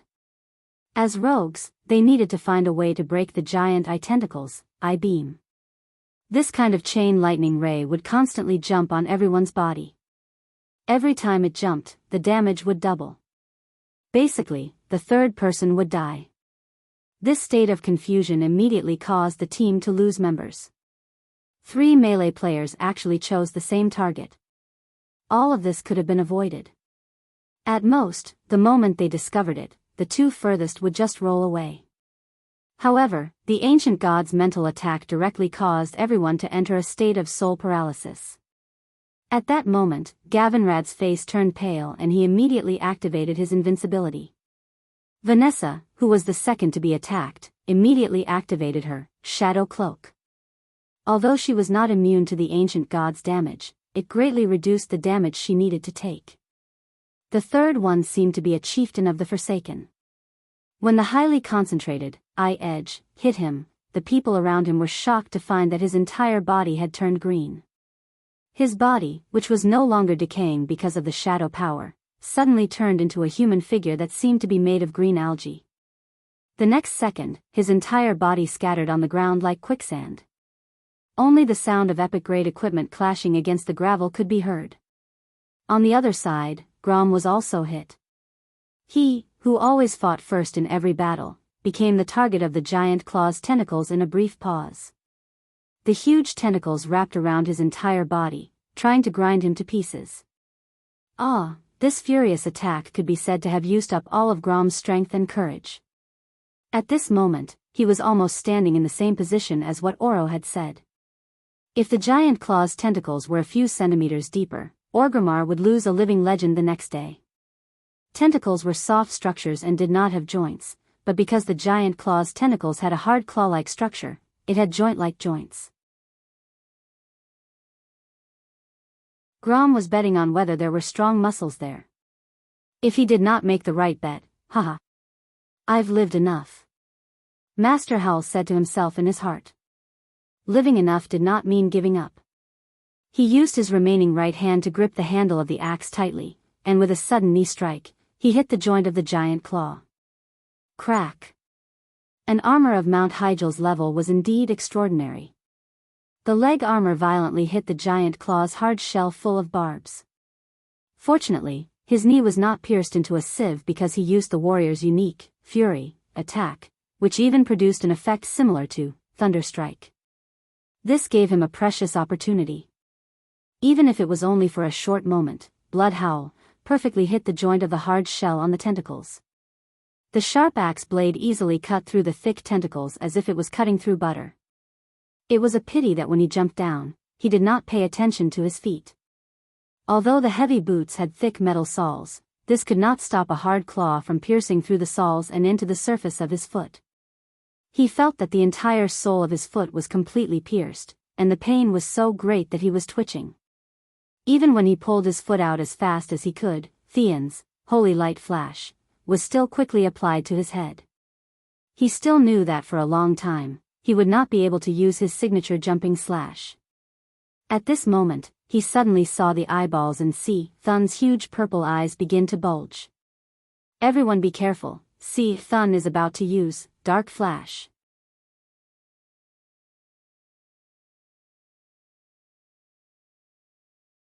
Chapter 1356. It seemed that Thun had also realized that fighting the wyverns was too much of a loss, and the combat power of the mortal heroes was unexpected. The mortals that it didn't pay attention to stopped its tentacles from harassing the four dragon aspects. Thun would definitely change this. More giant claws and tentacles emerged from the ground, and all kinds of tentacles entangled every existence that dared to resist its authority in their own way, regardless of whether they were small or not. Although the situation hadn't exceeded Duque's understanding of Thun, Duque knew that the so-called strategy could be thrown into the toilet and washed away. The number of tentacles was completely wrong, like King Forest. The most exaggerated thing was that the natural elemental magic in the surrounding air had increased exponentially. In contrast, the three most traditional elements of ice, fire, and arcane magic in the pharaoh were repelled to the greatest extent. Thun was crushing all of the pharaoh, including Maligos and Duque, with his true god-level power. This was its lair, and it was in charge of what kind of place it was. Maligos was furious. This meant that if he wanted to play magic, he would have to downgrade to the Breaking Dawn level.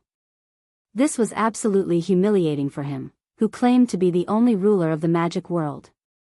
He immediately made a decision to give up the magic he was best at and instead pounced on Thun, biting and chopping off every tentacle that belonged to Thun.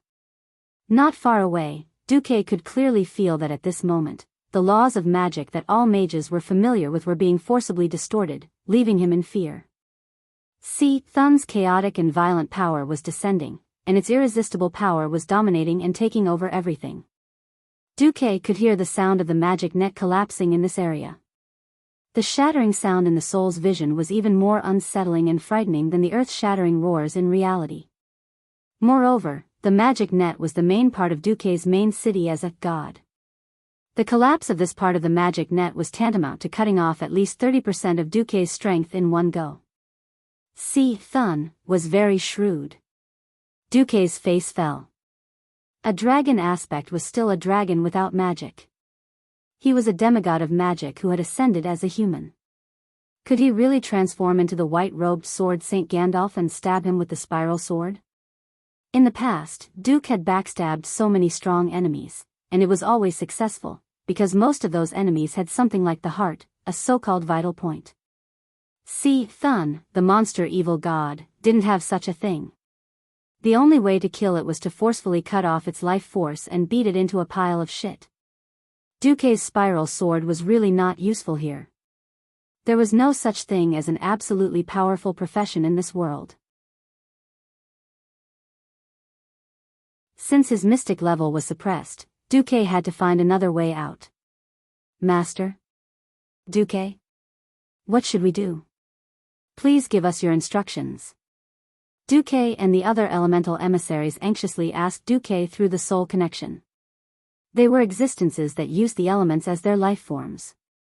If they lost the supply of elemental magic power, not only would their strength be greatly reduced, but they would also face the risk of their souls being annihilated. Duque said, "All of you, return to the weave outside. Inject as much magic power as you can into my body before the weave here collapses. Take care." Alonce's fail seemed to want to persuade Duque, but in the end, he could only say these two words. In the center of his field of vision, the huge eye of Cyclone was swelling more and more. The system prompt, "A high-energy attack is about to strike," was flashing non-stop. Everyone could see that dark flash was about to be released. Because there were too many tentacles, the scene was very chaotic. There were still people fighting the most threatening eyeball tentacles, but there were at least 3 more giant claw tentacles with stronger life force near the eye of Cyclone. The cruel giant claw tentacles twitched instinctively, attacking every living thing that passed by, and hitting something similar to the warrior profession's tendon break. This was a skill with a strong deceleration effect. In front of the world-destroying, dark flash, this was undoubtedly the most vicious curse of death. They couldn't run, because they would have to watch helplessly as the crimson light that symbolized death swallowed them up. It wasn't just one person who was hit, but a total of 7. Magni could rely on Avatar, and Theon could use his invincibility to get rid of this damned debuff, but the remaining 5 couldn't escape no matter what. Ox Chief Kane, Grandpa Howl, Hadgeron Brightwing, Benedict, and Thrall. Dark Flash began to shoot. Death rays as thick as the diameter of its eyeball surged out and hit the ground heavily. Countless insects crawled out of the gravel-filled ground and fled in all directions. Stones of all sizes spun strangely on the ground and danced in fear. Some tiny grains of sand even bounced up from the violent tremors and flew into the air. They first melted into glass under the ultra-high temperature, then turned into terrifying nothingness along with the insects that couldn't escape in time when the crimson destructive rays touched them. Kane's muscles bulged as he roared, trying to use brute force to resist the short-term deceleration effect of tendon break. With a smile on his face, Grom silently took over Magni's position, using his remaining arm to lift the tomahawk and block a giant claw tentacle. However, apart from them, everyone seemed to have accepted their impending fate. No matter what Benedict had in mind, at this moment, he was a benevolent elder, continuing his treatment. After realizing that he had no chance to escape, Hadgeron stopped moving. He stood still and shot arrow after arrow. Thrall didn't act like a great chief at all. Instead, he acted like a pure warrior, madly slashing the tentacles in front of him. That's right. He was an orc first, then a warrior, and finally a great chief. An orc warrior, even if he knew he was going to die, he had to die on the way. No, many tribal masters let out shrill cries, but their feet didn't stop.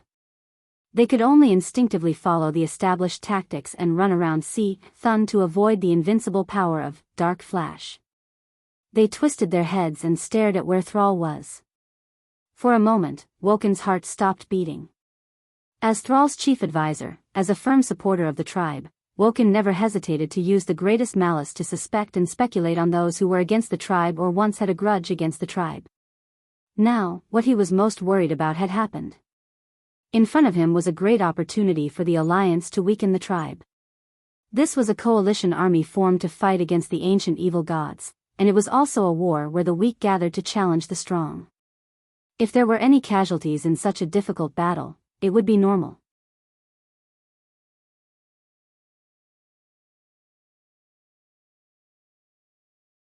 Chapter 1357. The strength of the Alliance and the Horde was already disproportionate. Wajin couldn't imagine how much cohesion the Horde would have if they lost Grom, Kane, and Sal. Maybe the Horde would not be destroyed, and maybe there would be new Horde heroes to lead the Horde. In any case, the decline of the Horde would be inevitable. If there was another big incident like the attack of the Swarm, maybe the Horde would have to join the Alliance again. The orcs in the old Horde had to wear slave collars because they were defeated. This time, the warriors of the Horde might have to wear slave collars themselves because they begged for the reproduction of the race. Perhaps the higher-ups of the alliance would proclaim that this was an amalgamation of the races, or perhaps a wise leader like Duke would play down the past grudges and not wear any humiliating marks on the Horde. But to the warriors of the Horde, this decision itself was like a slave collar.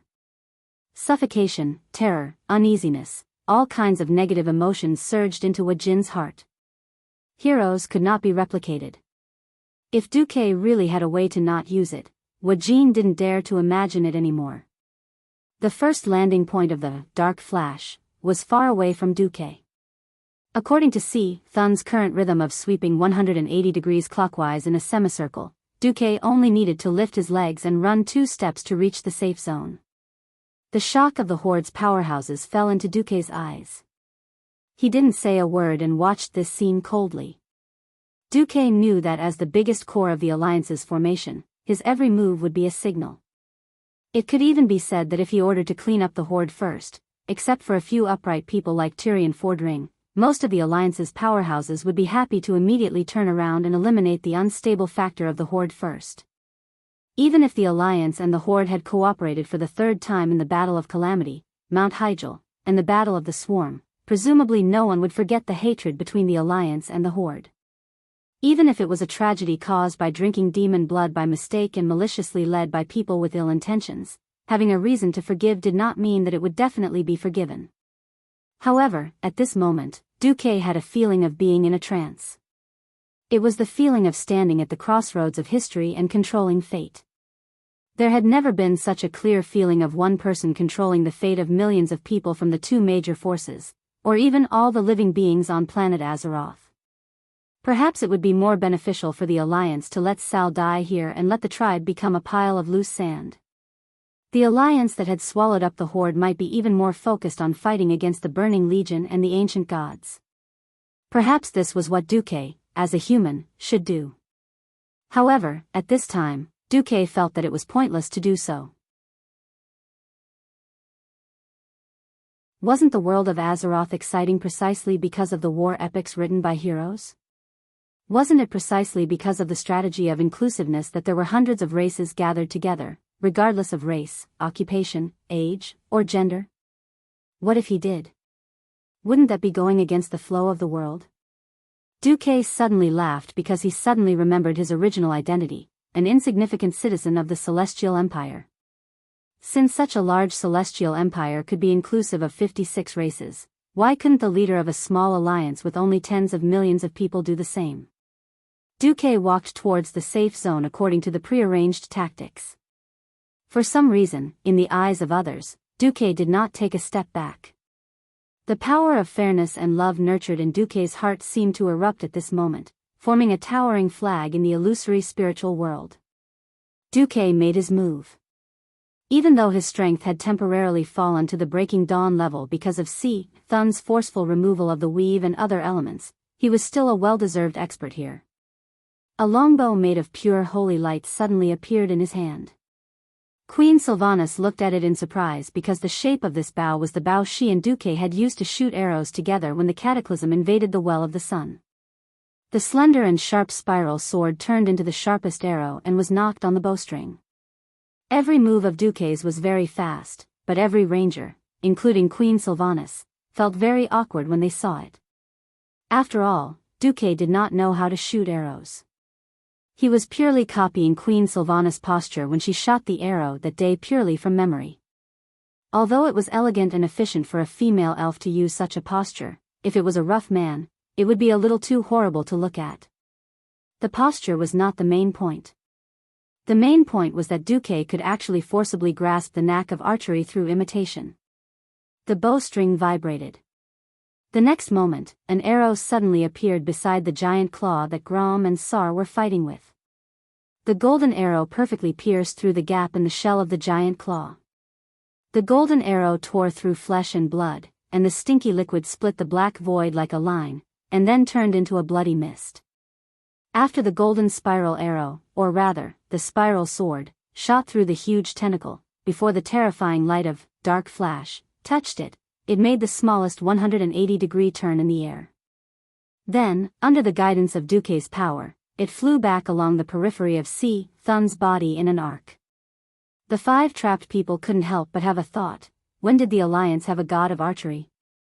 Before they could think too much, Queen Sylvanas had personally demonstrated and shot the second arrow. This time, Queen Sylvanas had used all her strength to shoot the arrow, aiming at it. Originally, Queen Sylvanas' attack alone was not enough. At the critical moment, a claw popped out from the emerald dream and fiercely added another hit. The giant claw that wrapped around Cain fell 1 second later. Go! Duque's stern voice came from afar. You make it sound so easy. Grom complained, which was rare for him. That's right. How to go? The 5 of them still had at least 3 seconds of broken tendon, but see, Thun's ultimate skill only needed 1 second at most. At this moment, they were pleasantly surprised to find that the ground under their feet had turned into ice. The next moment, the ice suddenly bounced up obliquely. They were like marbles bounced off a spring, and their whole bodies flew out of the safe zone. The powerhouses on both sides caught the 5 who were bounced off. Hajaron! Queen Sylvanas shouted. Great chief! Woken was extremely surprised. Duque's action showed his attitude. Not only would he not give up Hajaron and Benedettas, the 2 seemingly second-tier heroes in the Alliance, but he even intended to save Sar, the 3 core figures of the Horde. Not only the Alliance, but even the powerhouses of the Horde felt the power of Duque's will. Magni, who passed by Duque, sighed slightly. His nose actually felt sour.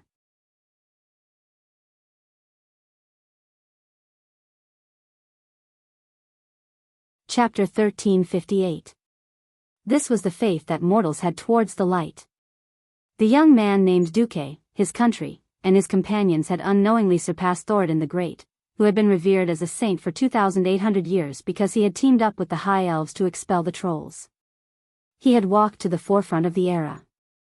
Magni sighed. If the many living beings in Azeroth could survive, perhaps the name Duke Marcus would become an eternal legend. William happened to be running near Magni, and suddenly asked, Uncle Magni, can I really become a great leader like Uncle Marcus in the future? Magni laughed. In his god's descent state, he ran with big strides and laughed heartily. Silly boy. There is only one Duke Marcus, and there is only one William Wrynn. Moreover, mortals are mortals, and gods are gods. Before you have the ability to step into the divine realm, why do you care so much? You're just asking for trouble. William was stunned. Suddenly, the confusion that had been stuck in his heart for a long time was solved. Yes, every existence in the world was unique. No one would be a degraded copy of another. William was William. As long as he did his best and had a clear conscience, it would be fine. Moreover, if the gap was too big, he would lose the heart to catch up. Mortals were destined to look up to the divine realm. On the other side, Thrall, who had been saved, looked at Duque with an incomparably complicated expression. Logically speaking, he should hate Duque. It was precisely because of this man's incomparably outstanding and even era-transcending wisdom that led to the defeat of the old tribe and caused hundreds of thousands of orcs to become slaves. He, who hadn't personally participated in the Battle of the Dark Portal and World War II, could shout, "Orcs will never be slaves," without hesitation. This heroic statement might be praised by the tribe for thousands of years, but he couldn't say half a sentence like, "Duque, I hate you." Resentment? Perhaps. But at this moment, there was more admiration. While running, Thrall's mouth that was full of fangs squirmed for a long time before he asked, "Why? Do you think it's because we are true allies? Did we swear to protect each other? Or do you mean that I'm a good person, a great saint?" Duque smiled. Neither. Thrall suddenly gritted his teeth, Orgrim told me. You had personally ordered assassins to assassinate me when I was still a baby. He's just a weak baby. For a moment, the experts on both sides almost suspected that Sal was going to fight with Duque. Duque's tone changed, and his words became sonorous. I never intended to deny it. At that time, a completely destroyed tribe was more beneficial to the Alliance. If I was in power at that time, I would have slaughtered all the captives of the tribe, just like how the tribe slaughtered all the civilians in every human village in the elven forest. The air suddenly froze. Sal did not know how to continue. At this moment, Duque's facial muscles suddenly softened. But that's all in the past. The current relationship between the Alliance and the Horde had nothing to do with justice, pity, or hatred. Allies? The benevolence of a saint? Sorry, of course I won't say such superficial words. If you have to ask me for an answer, I will tell you that this is the need of the world. The need of the world. Sal was a little confused. Don't worry. If I choose to attack the Horde one day, it will be because the conflict between the Alliance and the Horde cannot be reconciled, and I will do it at least 3 days after the Horde receives the official declaration of war. Perhaps one day in the future, I will kill you, and perhaps you will kill me. In this world where even the Titans, who are known as gods, can fall, nothing is immortal. Duque's words were shocking. Not only Sal, but all the experts of the Alliance and the Horde around him lost the ability to speak. Please remember. You and I may fight each other and die a violent death. The forces you and I represent may tear up the Alliance and become enemies. But, not today. Yes, not yesterday. Maybe tomorrow. But not today. Not today. This sentence itself contained a mysterious attitude. An attitude that could make both sides feel relieved. Maybe tomorrow they would become mortal enemies again, but not today. Maybe tomorrow they would perish, but not today. There might be a lot of bad luck and misfortune in the future, but definitely not today. Today was destined to be a memorable day for mortals. Because today would be a great victory day for mortals and demigods. Because today would be the day of victory for the allied forces of many races to overthrow the dark ancient evil god Cyclone.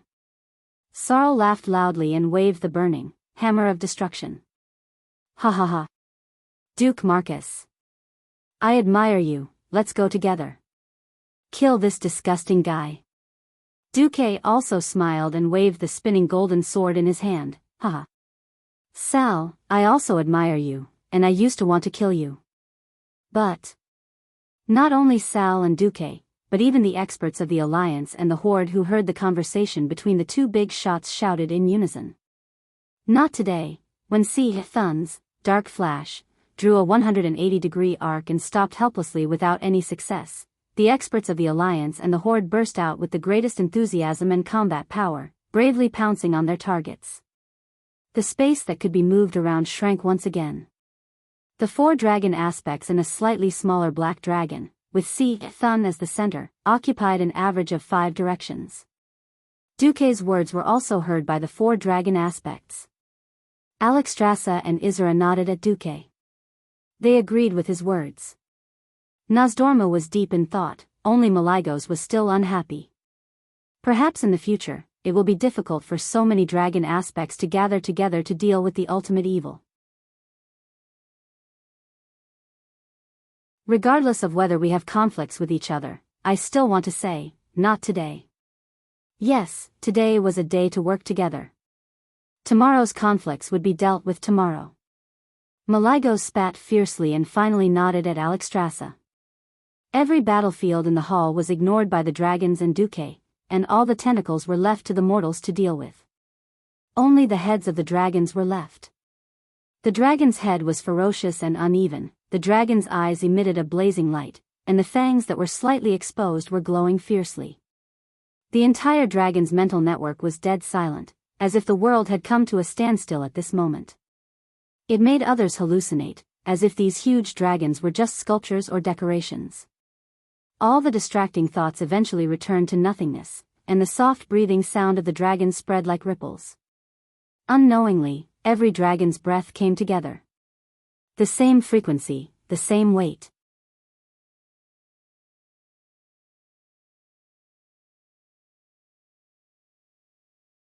Chapter 1359. A bolt of lightning zigzagged across the dark hemispherical space, and the dark void suddenly boiled like porridge. A 5-colored spot of light suddenly appeared 100 meters above the eye of Cyclone. Like a falling stone hitting the mirror-like surface of a lake, a circle of ripples appeared in the air, and the 5-colored circle spread out to a radius of at least 500 meters. Even the poisonous circle summoned by Cyclone was forced to retreat. A soft, woo-woo sound was heard. This is... Kalia's voice was a little cautious. I know. It's the Dragon Clan's formation, right? Jaina was a little excited as she watched this scene happen. Every powerhouse in the fierce battle noticed the changes above their heads. Their movements were a little distorted due to excitement, and most of them took the time to look up, but they had to retract their gaze and focus on the battle. Not everyone had the spare time to appreciate the huge shadow that gradually emerged from the 5-colored circle of light. It was a majestic palace. It was silver-white, inlaid with gold-edged carvings everywhere, with complex and thick Greek-style columns, and a holy palace covered with snow. However, this temple was upside down. It was as if it formed a mirror image of Cyclone on the ground. When everyone saw the towering temple gradually transforming from a shadow to reality, and saw those translucent illusory ancient dragons wandering around the inverted temple, they finally realized what kind of palace it was. It's the Dragon Slumber Temple. The dragon aspect actually summoned the Dragon Slumber Temple. The sudden appearance of the strange temple finally affected the entire battlefield, and even Cyclone could not help but turn his huge eyes to stare at the uninvited guest that suddenly broke in from midair.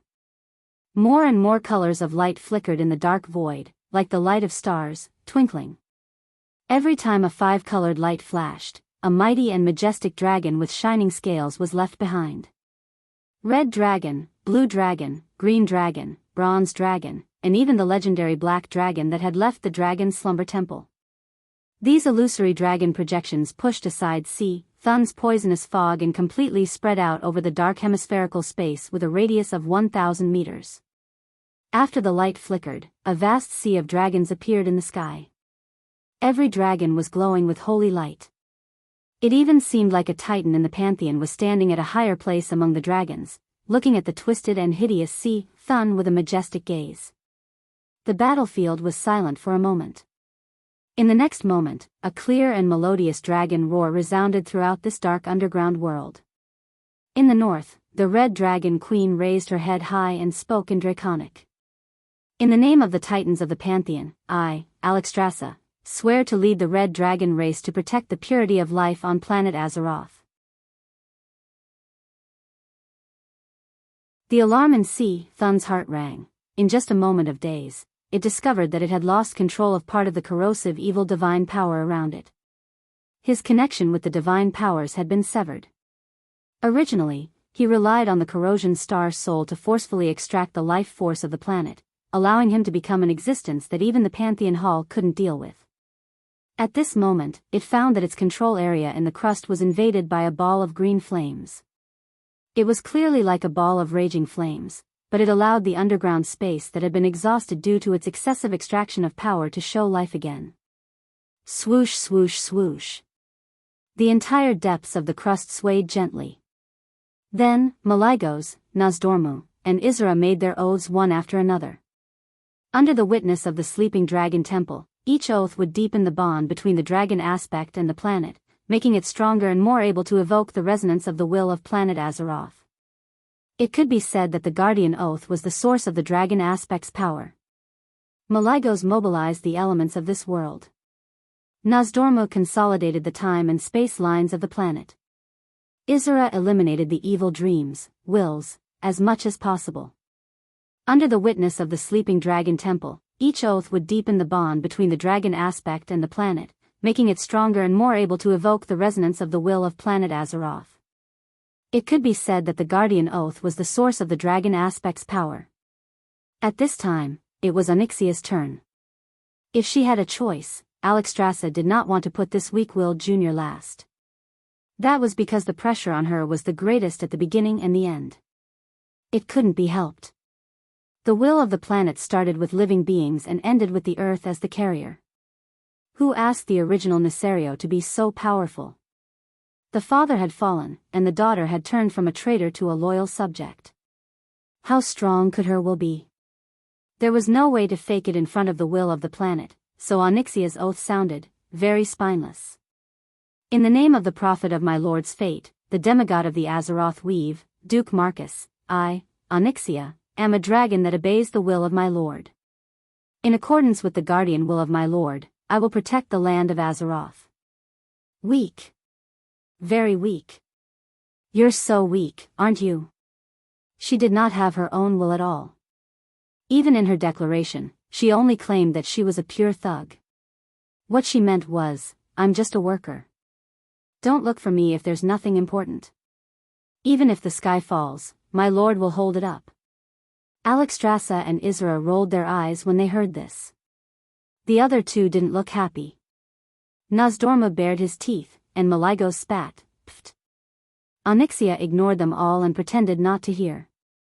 Anyway, protecting the world has nothing to do with me. I'm just a slacker. I'm forced to be a mount because I want to live. I'm being ridden day and night because I want to live. If the side of justice is the victor, I don't mind being the messenger of justice. Her oath was weak, so the response given by the will of the planet was naturally weak. It was on a completely different level from the previous 4 dragon aspects. If Duque had not held the line at the end, the Red Dragon Queen would probably have announced the change to the 4 dragon formation. Duque stood at the junction of Onyxia's neck and back. His feet seemed to have grown roots as he stood firmly on the shiny black dragon scales. The cloak behind him fluttered even though there was no wind. His tiger lips moved slightly, and a clear voice sounded. I, Duke Marcus, hereby swear, I don't care who you are, and I don't care what you want to do. Whether it's the Supreme Demon King or the evil ancient god that has taken root on the planet.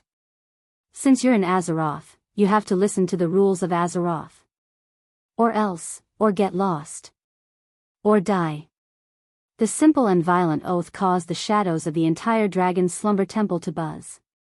Then the oath became an echo, circulating again and again in the vibration of the laws, becoming louder and louder. First, it resounded through the entire Ankh-Kiraj temple, then Silithus, and finally it seemed to shake through the entire planet of Azeroth.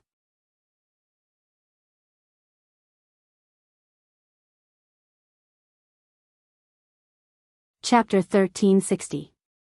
Critically ill patients squeezed out abscesses, cut off flesh, and even severed limbs in order to find a chance of survival. It was like a patient with advanced diabetes who knew that his leg had rotted, but was still unwilling to amputate it. This kind of decision was never an easy thing to make.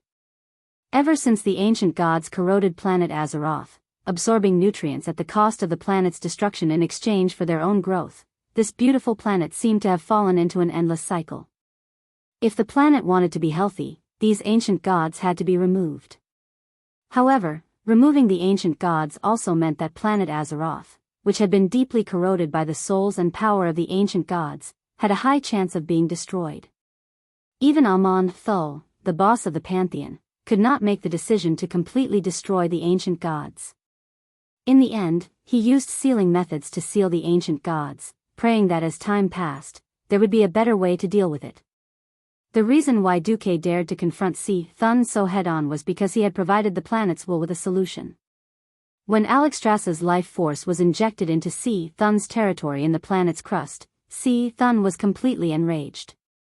The ancient gods had been fighting for territory since tens of thousands of years ago, when there were no historical records, until they were sealed during the War of Domination 25,000 years ago. On the land, on the only continent of ancient Kalimdor, the various proxy races were fighting each other.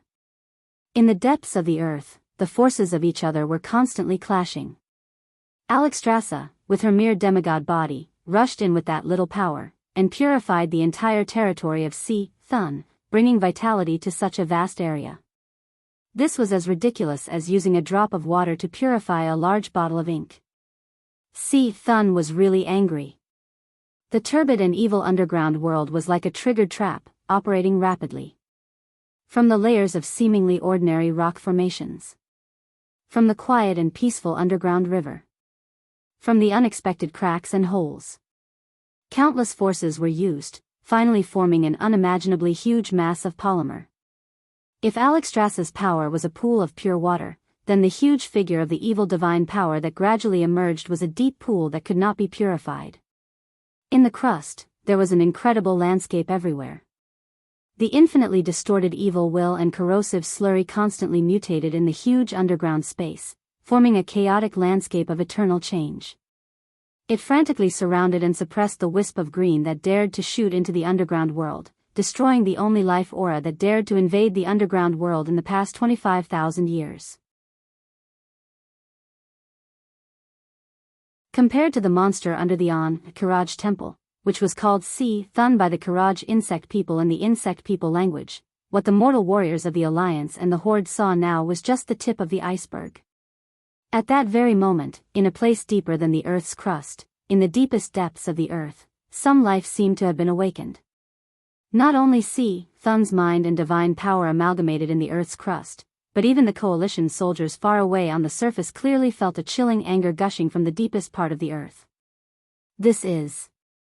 Alexstrasza was stunned.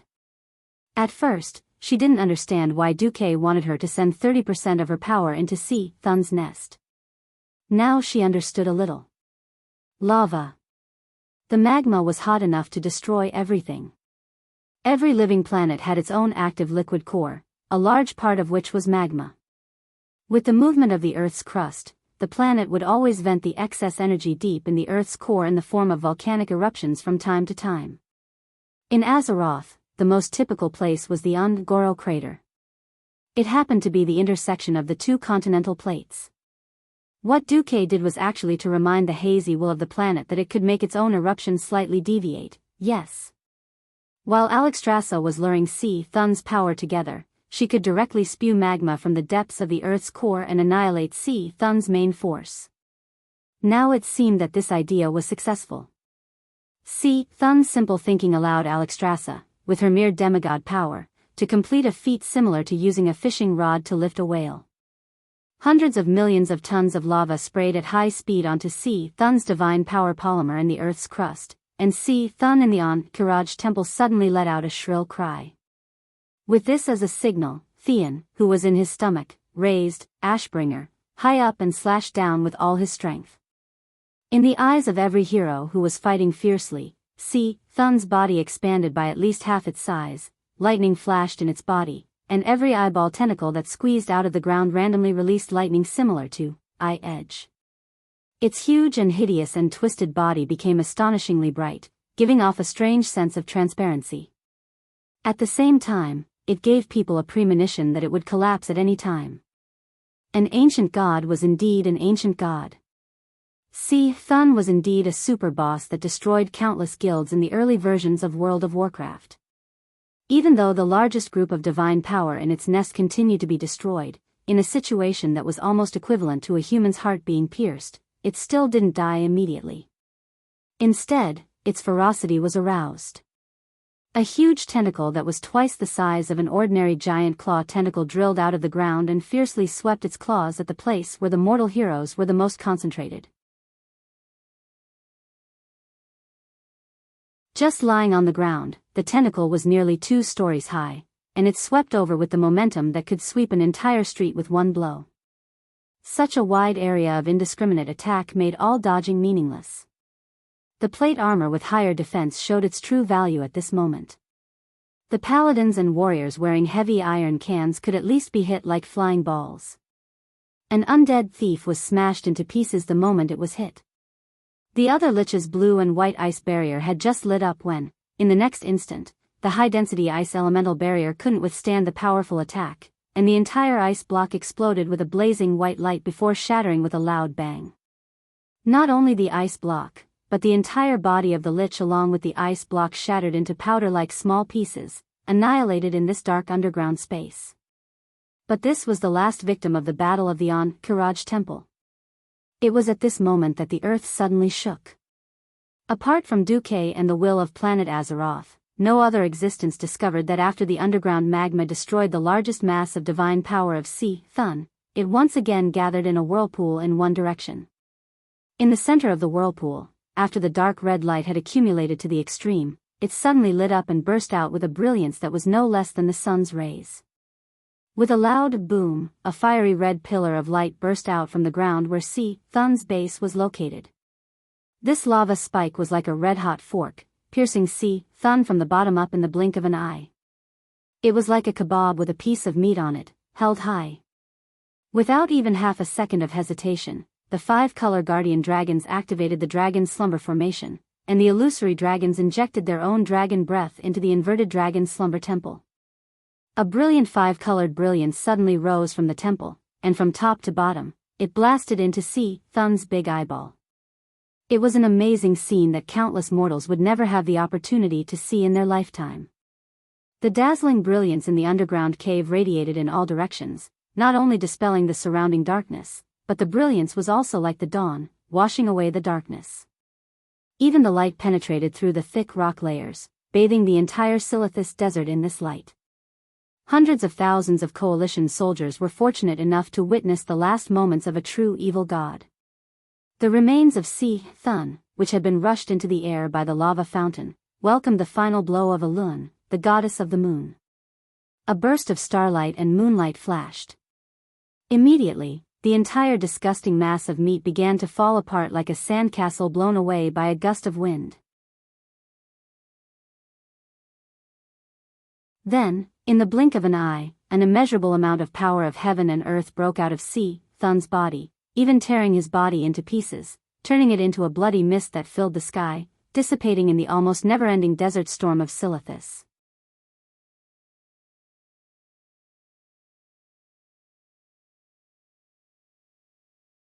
Chapter 1361. I, Duke Marcus, in my capacity as the Supreme Commander of the Alliance, declare. Sal, in my capacity as the Chief of the Horde, declare. 2 voices, in different languages, simultaneously synchronized in every magic communication channel and broadcast on every magic loudspeaker. The cruel ancient evil god Thun has been defeated by the combined forces of the dragons, the Alliance, and the Horde. The moment the 2 broadcasts stopped, there was a very brief silence, as if a god had come and zipped everyone's mouth, forbidding them from speaking. After a short pause, the gears of time began to turn again. In a flash, loud cheers erupted in every corner of Silithus at the same time. In the emotionless desert, it seemed that every grain of sand was instantly heated up by the enthusiasm of the people, and even the air was boiling. Ha ha ha ha. Dead. Dead? Who asked you to show off? What ancient god? To hell with it. Bah. Bastard, can you see it in heaven? I, your father, have avenged you. Who was laughing and celebrating? Who was crying sadly? The news of Thun's annihilation spread throughout Silithus in the shortest amount of time, as if it had grown wings. Then, through magic, it spread to Theramore and Orgrimmar, which were thousands of miles away. It crossed the endless sea and reached the Eastern Kingdom. Hundreds of thousands of allied soldiers shouted wildly, their tears and smiles mixed together, but it did not seem out of place at all. The Tauren carried the gnome on his neck as if it was a normal thing. Orcs and humans put their arms around each other's shoulders, trolls and dwarves looked at each other and danced. All the incredible things before the war happened at this moment. When Duque announced that the war was over and that hundreds of tons of wine would be shipped, the atmosphere reached its peak. Duque had long foreseen the fall of Thun, and under the premise of meeting the military needs, he secretly prepared a celebration ceremony. When hundreds of portals opened at the various gathering points of Silithus soldiers, when the tavern attendants were transferred over to push barrels of fine wine through the portals and open the barrels, letting the overflowing aroma of wine spread in all directions, not a single warrior could control himself. Don't push. Don't push. Line up. Even the Alliance tribe has a share. With the Holy Knights maintaining order and millions of gold coins opening the way, Thrall, who saw this scene in the magic mirror, was shocked by Duque's generosity. The scorching lava was erupting more than 10 steps away, but under the cover of the large ice base that Duque had constructed with the frost element, not a single bit of heat was transmitted to him. Instead, there was a faint chill, giving off a surreal feeling. Sal turned his head. Duque, did you foresee Thun's fall long ago? Duque pursed his lips. No. However, I think that at least if we fail and have to wait for death, we can still drink away our sorrows. Humph. I don't believe a single word you're saying now. Duque shrugged. Whether you believe it or not, I believe it myself. He had seen scoundrels before, but he had never seen such a scoundrel. Sal suddenly realized that his cultivation was not enough. Sal scratched his head and was about to say something when Watkins stopped him. As a great chief, once the battle was over, there would be a lot of things to do. At this time, Jaina came over, pulled on Duque's sleeve, and said in a voice that sounded like a dream, "Hey, Duque, is Si Thun dead?" Duque raised his head, then twisted his slightly sore neck. Since the beginning of human civilization, we have always wanted to kill all the rats and cockroaches, but what happened? Jaina's face suddenly turned a little ugly. This result is terrible. Duque, however, shook his head and smiled. You missed a lot of things. From the point of view of the continuation of life, no existence can completely destroy a divine creature that can reproduce infinitely. Then, from the point of view of the gods, although Si Thun is not completely finished, it has completely lost its territory and foundation. In all senses, it is no different from being finished. It has already been eliminated from this multi-party game around planet Azeroth. Forget about reviving and coming back, it's still unknown whether the other ancient gods will let it go. Zoth, Yogg-Saron, and the others were not good people. In the eyes of mortals, the defeated Si Thun had no value other than contributing equipment. In the eyes of the other ancient gods, Si Thun's remaining chaos divinity and divine spark fragments were the greatest treasure trove. Unfortunately, those things were also toxic to Duque, so he could only let those guys take advantage of them. As the greatest reflection of a god's characteristics, divinity had the deepest level of the gods will imprint, and was definitely the most troublesome. Although Duque could purify those divinities, it was extremely not cost-effective. This was like extracting beneficial substances from a pile of feces. In theory, there were drops, but who would be willing to extract them? How much effort and energy would be wasted? This was a big problem in itself. As for the divine spark fragment, this thing was the upper limit of divine power that a god could contain. In theory, it was also a good thing, but Duque still politely declined it. Because the direction Si Thun was going was not in line with Duque's. A small corrosive element in Logia? What the hell was that? Duque did not need those things. What Duque really wanted was, suddenly, in the underground space that had been blown open, everyone felt an inexplicable throbbing. Whether it was the mortal heroes or the guardian dragons that were supposed to be high and mighty, they all raised their heads one by one. Suddenly, they felt that they had temporarily lost contact with the power that they were familiar with. What was reflected in their vision was a still world. The wind was still, and every grain of dust that was blown by the wind was still in a spinning position. There was neither the agitation of the elements, nor the passage of time. They watched the faint light of the sun pouring down from the hole in the dome, and it was a warm scene. The sudden sense of loss after losing their powers did not bring them panic. The biggest reason was that a sense of tranquility and warmth filled their hearts. That was the feeling of a mother.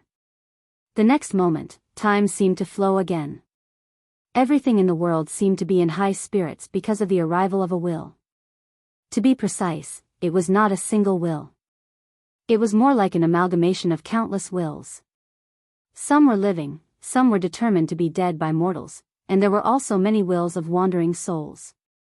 All the wills gathered together, forming a relatively unified will. At this moment, this will set a sentence in the common language, "Thank you, Duke Marcus." Then, this will disappeared without a trace. Phew. Duque let out a long turbid breath. This is what I wanted.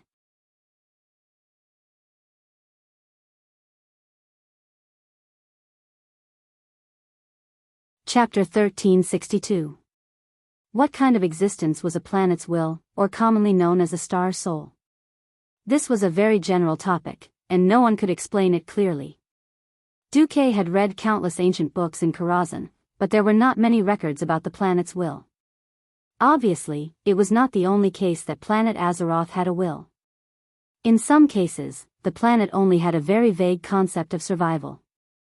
However, Duquesne noticed that there were traces of a star soul on a planet that Medivh had personally set foot on. Unfortunately, that star soul had been defeated and perished in the face of the Burning Legion's invasion. The most crucial part of this record was that at the last moment, the star soul had fought for survival, or perhaps it was for the most thorough resistance. It did something that seemed exaggerated, but Duque felt was reasonable. The star soul had bet everything on a mortal hero. That guy was like a lottery jackpot, obtaining a full set of luxurious equipment, including 3 middle-grade artifacts, in just a week.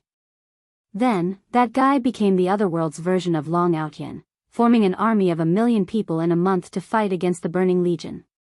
Unfortunately, it was unknown whether the star soul itself was too weak, or that the Otherworld's Long Outyen was not talented enough. Anyway, after that guy killed 2 high-level Void Lords in one go, Archimonde directly attacked and smashed him into pieces. A vigorous war of resistance also ended with the victory of evil. Planet Azeroth was valued by the Pantheon, and there was definitely a reason why the Titan boss Amon Thul did not hesitate to let those blind ancient gods go to protect planet Azeroth. Perhaps, if Duque had transmigrated a little later, he would have known about this history in the later versions of the game. The problem was that there were no ifs in this world. One day, Duque's brain would run out of information about transmigrators. Then, when faced with an unknown fate, the best choice was to strengthen himself. Duque did not know if the planet's will would reward him for helping planet Azeroth kill Thun, or how much it would give him. At the very least, it would be good to have a good impression of the planet's will. What if it gets excited or anxious and wants to find some demigod hero to pass on his peerless skills to me, Duque? I don't mind being Du Outyen. Of course, as a transmigrator and a newly advanced demigod with a brain, Duque would never put all his eggs in one basket. If it really did turn over, it would be a complete loss. There was no need to deliberately curry favor with the will of planet Azeroth. It would be good if there were benefits, but there was nothing to complain about if there were no benefits. After all, the path of the gods was basically a dark path. Thun and the other ancient gods were so powerful, but didn't they still fall, get sealed, and get beaten up? The seemingly omnipotent titans of the Pantheon Palace who claimed to be eternal were also killed to the point where not even their seeds were left. In the original history, the mortal heroes of Azeroth had a final battle with the resurrected Sargeras. It could be foreseen that the resurrected Sargeras would have an almost invincible divine power. This Sargeras would even be at his peak. Blindly focusing on the path of the titans of the Pantheon Palace would not be able to defeat such a Sargeras. Duque pondered for a long time before he figured out a truth. Now, the various powers that the mortal heroes of Azeroth had mastered, such as the anger of the warriors, the energy of the thieves, and the magic of the pharaoh. From another perspective, this was also a microcosm of the laws and territories mastered by the higher-level masters. Perhaps, the two of them had always been one. Taking the Burning Legion as an example, they basically deduced the power of shadow and fire from dark energy. On this basis, the Eridar warlocks appeared, and then there were the so-called Death Knights and Demon Hunters and other branches. If one used the weak and one-sided power system mastered by mortals to work backwards, they might eventually be able to trace back to the origin of the power of this universe. From Duque's point of view, this was the most reliable and practical path to the pinnacle of power. This path seemed to take the longest detour, but it was the most dependable, and one would not be fooled by the so-called predecessors.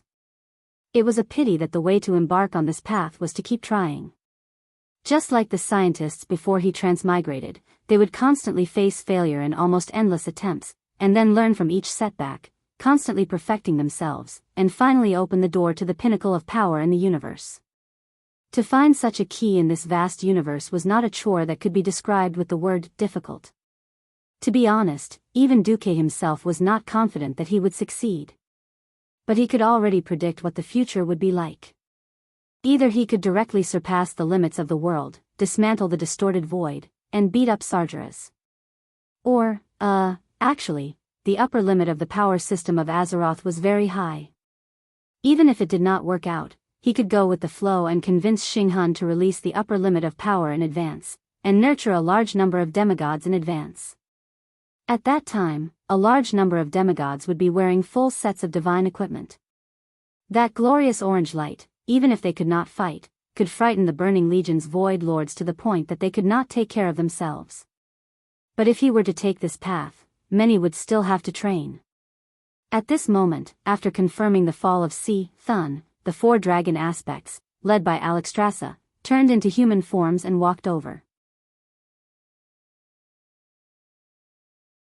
The red dragon queen circled one hand around Duque's neck, and without a care in the world, she stuck Duque under her armpit.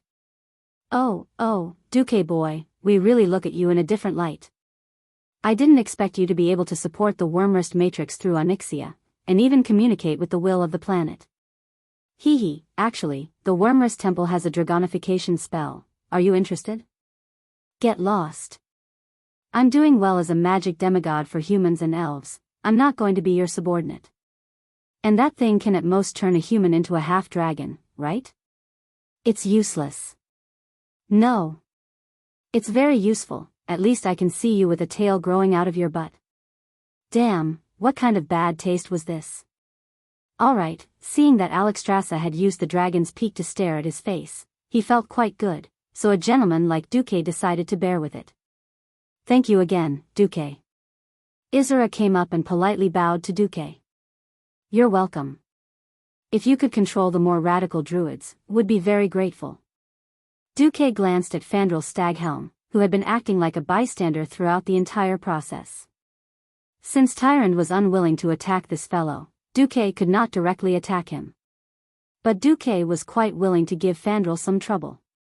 I will. Although Isra did not quite understand, he still agreed. You're tuning into the Biyao's Wuxia Chronicles YouTube channel. Don't forget to subscribe and join us on this journey to catch the most captivating stories.